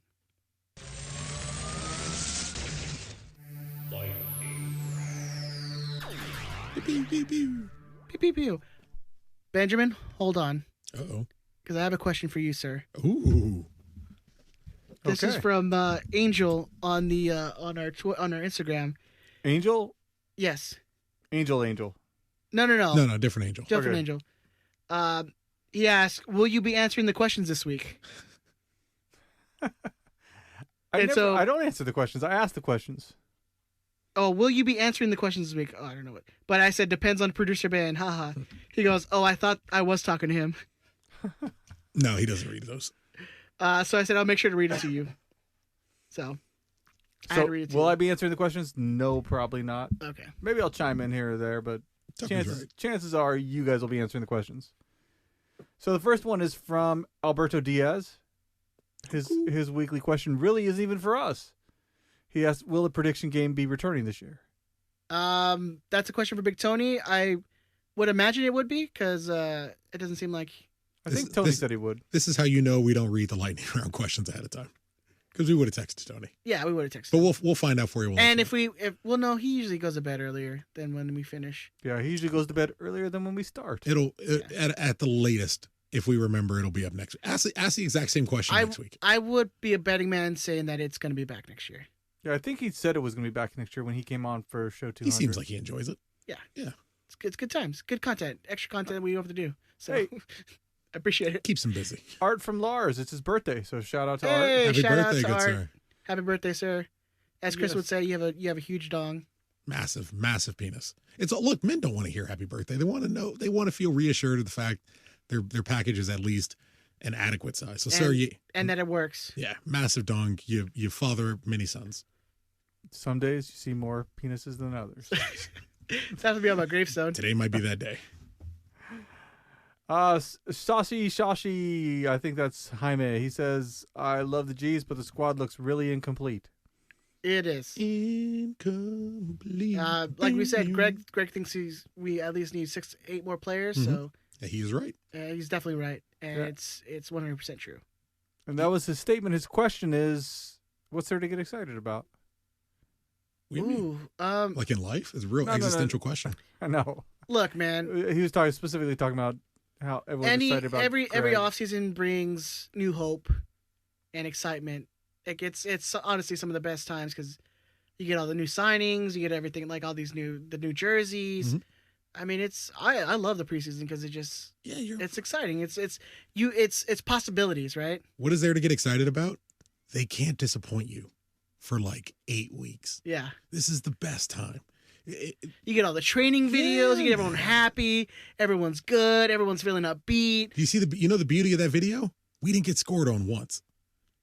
That doesn't happen during the regular season. Like, if you're going to enjoy some time, this is a pretty good time to enjoy the Galaxy. And especially right now, all the news is going to be ramped up. We're going to get Galaxy news almost every day. I can actually honestly answer that question. If you go back 2-3 years and someone tells you can pick an MLS head coach, you have him. Of a guy who is in the league, who is actively doing it successfully in Major League Soccer. If you're didn't he win the league like 2-3 years ago? But if you're a fan, if you've been around for a while, you remember what Toronto was. This is still, for me, this still ain't Toronto FC. Yeah. Because it's strange to see Toronto regularly make the playoffs, let alone win playoff games. Well, it took 7 years before they even made the playoffs the first time? From the day they came into the league, like just a team who couldn't make the playoffs to save their fucking life. When did that stop? This guy. So that's where I rest a little bit better. If you want something to get excited about. Ramses asks, Rambies. who's better, Zubak or Jameson? Ooh. They play different positions, but skill-wise, it's Jameson. Yeah. But, I mean, as far as doing tricks and shit. Ethan Zubak is playing on LA Galaxy while Jameson is playing on Hartford. That is a great point. You know why else I'm going to give it to Ethan Zubak? His aunt never argued with me on Twitter. No, his mom. Was that his mom? His mom. No, well, she was incorrect too. And I'm going to be more respectful because it's his mother. His mother never argued with me on Twitter about my inability to see soccer skill in players. When I told her, hey, I'm not saying he's bad. I'm just saying he's going to struggle to break through here. And she wanted to let me know I didn't know anything. And I wanted to say, hey, I've watched people in his position struggle several times before. I'm just trying to help you. I'm trying to let you know in advance. And she told me I didn't know nothing. So, hey. All the best for Jameson. Cuckoo, Hartford, represent. Hopefully he succeeds there. 626 Think Blue says they don't give a fuck. Him and the Whalers out there. Who is they? No idea. You're right, man. Those people who hurt you, that your girl and not your ex-girl and that dude, they don't care. Fuck them. You don't need them. You got Ed and Ben. I think fans are coming down from the community kit high. It was like a drug. People were fucking crazy. People were nuts. I was like, they don't give a fuck. They don't know. Yeah, I mean, now he's like, I bought them, and nobody even gives. I think once the deliveries all happen. Apparently someone's lagging. Was it Team LA store? I think it's Team LA store. Well, I'm getting I ordered so I got a long sleeve coming in from Adidas, and that's coming in tomorrow. Well, Wednesday. So if you're listening, came in today. I'm fucking so excited for that jersey. I love this jersey so much, dude. It's so pretty. Carlos Carrillos wants to know, did the Galaxy actually play a free game at the Rose Bowl in the early 2000s? Not to the best of my knowledge. That I don't know. I actually asked Galaxy History this question, and he hadn't heard of it either. Yeah, that I don't know. All right, Surfing85 says, now the transfer window's open and there's going to be movement. How you guys feeling? You're going to see a lot of player news within the next 2 weeks. I'm telling you, I think it's gonna be like a machine gun. Like we're gonna have time for a show that's just dedicated to like player moves, because they're gonna come in very fast. You probably like Greg said, like he said, 6 to 8 players. You probably won't get that many in the preseason. You might get some in the summer, but you're gonna see at least that 6 come in, because we have 3-4 starting spots that are up for grabs. You gotta have some depth. Well, look, you're counting Pavone. You're at Pavone, Derek Williams, and Samuel Grandsir, whatever we're deciding to go with. And that's 3 right there. We still need another forward. We should call him Grandson, because everyone's phone's going to autocorrect to Grandson, Grandson, which just make it happened easier. to me today already. Yeah.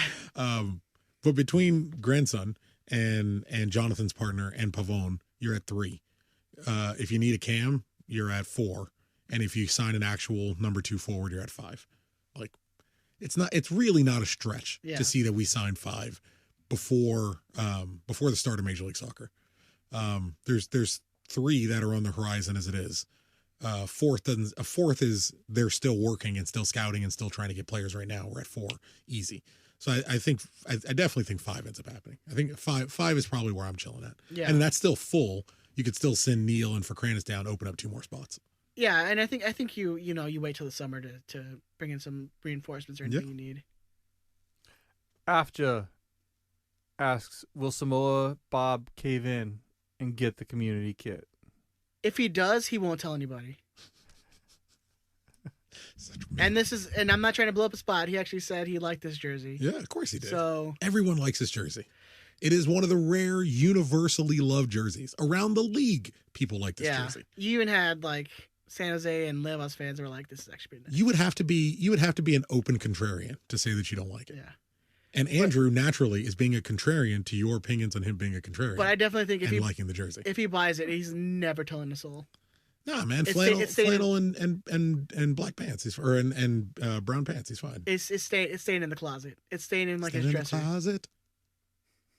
But no, he's not gonna buy it. Miserable fuck. Oh, I think he buys it. He just doesn't tell anybody. I don't think he buys it. Replica long sleeve.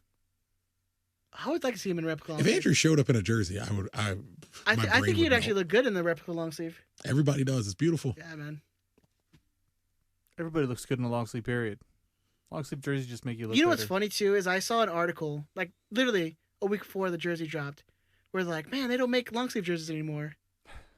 And then boom, like all these teams are making long sleeve jerseys now. DJJW40 says Fabian Johnson is a free agent. Would he be a good fit for this team? It's tough because you already have your outside backs. Would you push him up in the wing? But then now if you're signing, didn't he play a holding midfield at one point in his career? He's one of those guys who they kept moving around because he's just a utility. What do they call utility man or whatever? You just play him in position. As much as I would have liked that move like a year or two ago. Maybe more. Yeah, I don't know now. Well, he's 33. He plays predominantly on the left wing, but I look, I'm not gonna lie to you. I don't watch Borussia Mönchengladbach. I'm not gonna pretend that I watch Borussia Mönchengladbach. I haven't watched this kid play in a long time. I think they're pretty high on the table, them, right? A kid, he's a year younger than me. But I don't know. You know, regardless of where they even are in the table, it's a matter of when he's gotten to regularly play. Yeah, is he getting playing time? And I haven't seen him nearly enough. He's played 7 games. He played 7 games last season for Mönchengladbach, 6 in the Bundesliga for 271 minutes and 27 minutes in the DFB Pokal. And they're currently like 9th. It doesn't just running through. I don't know nearly enough about him recently, but running through just the amount of games he's played and the minutes he's played, it doesn't seem like a great idea. Rodrigo Rodriguez wants to know, do we sign Nick DeLeon from Toronto? I think he just signed like 30-something, 33? I think he just signed a contract extension with Toronto. But no, I don't. Again, it doesn't seem the way he's going yet. It doesn't seem like he's all that focused on taking over Toronto players. We haven't seen though. The window's not open. I don't know. I don't watch Toronto. Nick DeLeon. I'm sure he's good. 30. Yeah, I think there's this expectation that Fanny's going to bring some dudes over from Toronto, but I don't know. It doesn't seem like that's been the case so far. Bring Omar home. And no, I mean he seems like he predominantly plays right midfield. Like, okay. I think. I always thought he was like a outside back, but okay. I think we're signing. That winger, the French guy. Yeah, I think we're signing him. So don't tell anybody. Maybe I shouldn't have made fun of the French on this episode. It's cool. Ben's Canadian. He'll talk to him. Yeah. And like Canadian. What if this doesn't pick up? No, they'll hear it. Yeah, I was like, I don't know if we've ever whispered. But it's like like Canadian French stuff, like poutine. What part of Canada are you from? I was gonna say France. You're part of the like other side. I was born in Eastern Canada. I grew up in Western Canada. Okay. What part of Eastern Canada? I was born in Montreal. Oh yeah, you're fucking. That's the pinnacle. Yes, but like literally born with 6 months we moved. Are you a Canadiens fan? He's maybe secondary, but yeah. Okay. No, I don't know if there's like a intense hatred up in Canada, so I was hoping. Oh, there is. Like, we hate Toronto. Everybody hates Toronto. Well, yeah, but that's the human race. That's all of us. Well, don't like Quebecians like hate every other Canadian? Like they hate want to be everybody. their own. You just stopped at everybody. Yeah. But you're Quebecian. Yeah. Look at exactly. Oh yeah, that's a prime example right there. People. Would if you had to pick though, would you side with the Canadiens or the Nordiques? Oh, the Canadians. Really? Yeah.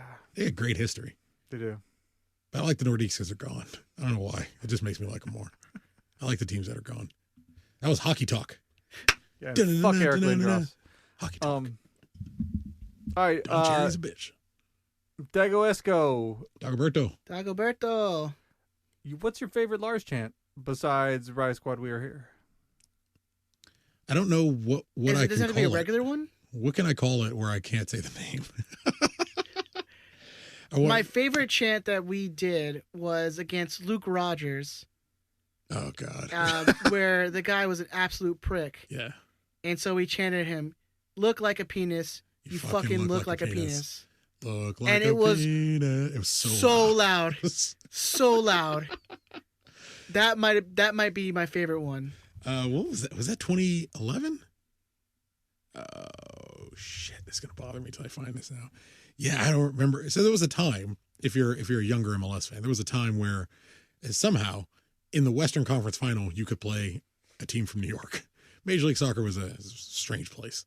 Yeah, and I wish I could remember this game because it definitely wasn't a cup final, but it was like Western Conference Final, Western Conference semifinal, something.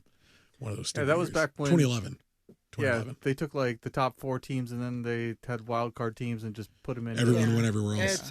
It's a strange time. Mine would have to be a chant. I genuinely don't think I could say the name to, but it's the like LA Galaxy, LA Galaxy. It was whoa. That was a chant created by some Korean fans. Yeah. Okay. Yeah, that explains why Tucker likes it. Yeah, you've made it sound way worse. No. I'm explaining like where the origin of that. Yeah, that's the negative. Is it? The chant was gonna be fine. Now it's like he won't. He feels like he. I didn't know the word Korean was offensive. I don't look. Number one, I don't know what's offensive anymore. All I know is I don't know. Sounds like you think that is Koreans are Ed the Zombie 13. Hey man, speaking right now. To I was just zero gonna say, cool. I was gonna say Asian American chant. I'm out of this. I think it was like legit, like people who came from Korea who started the chant. I don't know, but I love that chant. What's next, Ben? Well, secondary is the new one. The Los Angeles, the Riot Squad. We came to sing and drink all night. Da da da. Yeah, very good, very good. Yeah, that's fine. Andrew seems my new favorite. I like it. I like when Andrew's having fun. Yeah. So whenever I see him, like, start to Maui up, then which is what I'm calling it now. I don't know why I've never thought to call it that before. That's good. But whenever he starts to Maui up, like that's whatever song that is, that's my favorite one. Apparently, he was drinking. Really? You don't say. Nah. And Alisana? Before he left these comments, because I don't know. Oh, did you look at him at all? No. Says, I don't think Greg is black, but I don't know him that well. And then it says, what does that mean? And then his next comment is, oh, it says back. My bad. Oh man, he just read it wrong.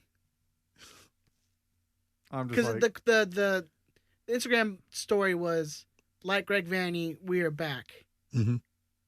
And I think because he knew Chris was posting it, so I think he like thinks Freudian I said like Greg Vanny, we're black. Yeah, I think he Freudian like was like, why is he saying that is Greg Vanny like part black? I like it that he hit send and then he went back to look at it and was like, fuck. They're going to read it. Ben's going to say, I can't read it. Oh, no. Oh, no. I can read. Oh, man. Oh, no. Just back. I just have a little dyslexia. I saw it on the second time. It's my lazy eye. Oh, don't compare him to Serrano. And let's see. Oh, Outsider. Speaking of not Serrano, do you know where we can acquire those black shirts the coaches are wearing? Oh, the training tops. Oh, those are. They look like. Have you seen them? They look like black jerseys. I don't. I hope they go on sale at some point. I feel like every year there is some piece of like training equipment that never goes on sale. You know where you can get them? You can get them next year when they sell off the equipment sale. Yeah. So, Take the Wheel asks, what jersey do you see your favorite all-time 11 wearing when you picture them? Ooh. I mean, my two favorite jerseys. My favorite all-time is the 05 away, the green sash. But like, what do they mean? Like of a single year, or yeah, like if you had to pick, you list your all-time 11, then what jersey are you putting it in? What jersey do they? Like customizing their jersey. 2012 Gunslinger Beckham. Like I mix up the roster isn't the 2012 year, although I do like that 2012 team. But in my head, the concept of Galaxy championshipness is that like weird tire track mark and the Scudetto on the side and the 2 stars. But Gunslinger Beckham is probably I had a lot of fun that year. Racked with depression. Are you calling him Gunslinger Beckham because he had like the mustache? Well, he was like I always heard of it as like the pirate Beckham. So I call him Gunslinger because 2012 Beckham reminded me of, if you're a football guy, I'm not a huge NFL guy, but I'm like a 90s NFL guy. But it reminded me of like older Brett Favre. When Brett Favre got really old and he was playing on the Packers and he moved to Viking. I feel like he went somewhere else before the Vikings. Well, he definitely, because there was no way the Packers were going to send him to the Vikings. But he went somewhere else, and then the Jets. And then he went to Minnesota. But as he was getting older, he just became this guy who would like hike the ball and drop back and would just watch the field. And then we watch the field, he's like, oh, him. And then just fucking beam it out. That's the way Beckham played the whole 2012 year. He would get the ball and he would look up and he's he sat super deep. Yeah, he's like, I'm not really doing all that running anymord. And so he would sit deep and he'd see Robbie and he's like, gotcha. Just fucking ping him. Bing. So whenever I think of specifically the 2012 Beckham year, because 2010 when he was fit, he ran his ass off. 2011 when he was fit, he ran his ass off. By 2012, he finally started to, like, that age just caught him.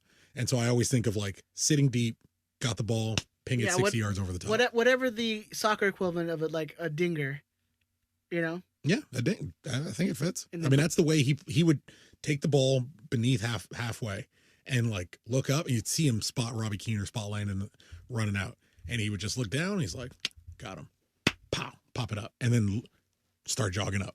It's like, help out if it bounces back. He played it a lot smoother in that day. So for me, it's got to be 2012. I do. I like that tire tread jersey as well. Mm-hmm. Yeah. That's one of my very, favorites. very underrated kit. I pulled out my Game Warrens recently. And I was looking at them. You know, I tried looking for mine. I'm missing my 2012. Really? Yeah. The only ones I have are my Game Warrens. I don't even know where. I had a replica one. I don't know where it is. Yeah. And the only ones I saw online, there was a Jack McBean autographed one. Mm. And then there was another one, but it was like a size small. And I was like, fuck. What size are you looking for? XL, large. If I see one, I'll let you know. Thank you. Yeah, 05 away, green sash. It's my all-time favorite jersey. Nothing wrong with that. Whenever I think of that jersey, I think of Landon with a long sleeve scoring and doing the double pat of his chest in that jersey. Beautiful jersey. And that's what we got. All right. Thank you, guys. Ed, back to you. Thank you, guys. We appreciate you guys. And you guys check out our Instagram and Twitters. We usually post up on the day we're recording the post, so you can send us in questions. We really appreciate you guys. Thank you guys so much for taking your time. Benjamin, where can they find you on the socials, sir? You can find me at DT Radio Ben, not at Qanon Ben. You can find me at Old Man Ben 3. You gotta set that account up. Dude, or if someone Twitter ain't gonna let me set it up. I don't. Yeah. They will. I don't know. I don't think you want someone else setting it up for you. That's true. Well, I don't know if you want a dummy account of like the Qanon Ben and posting shit. Hey Andrew, you know how you could get him back. There you go. There are only two hashtags of Qanon Ben. He's gonna misspell Qanon Ben. I can spell QAnon, I swear.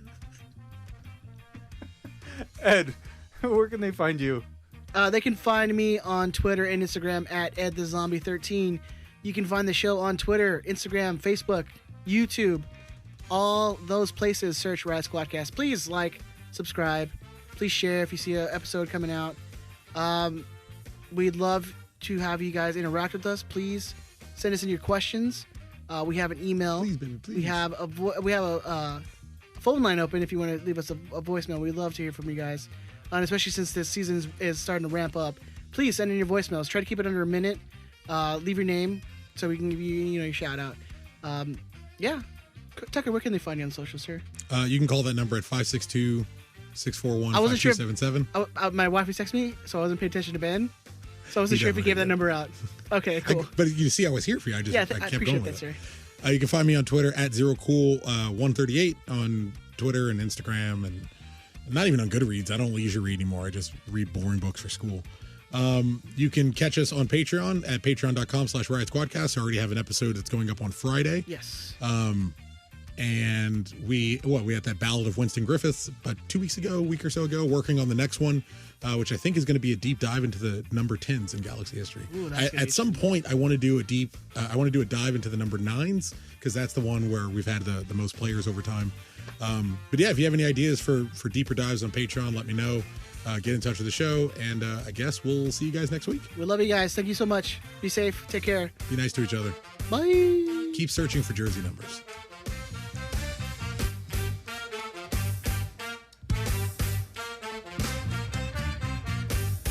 Fuck you, Brian. Suck a dick, bitch.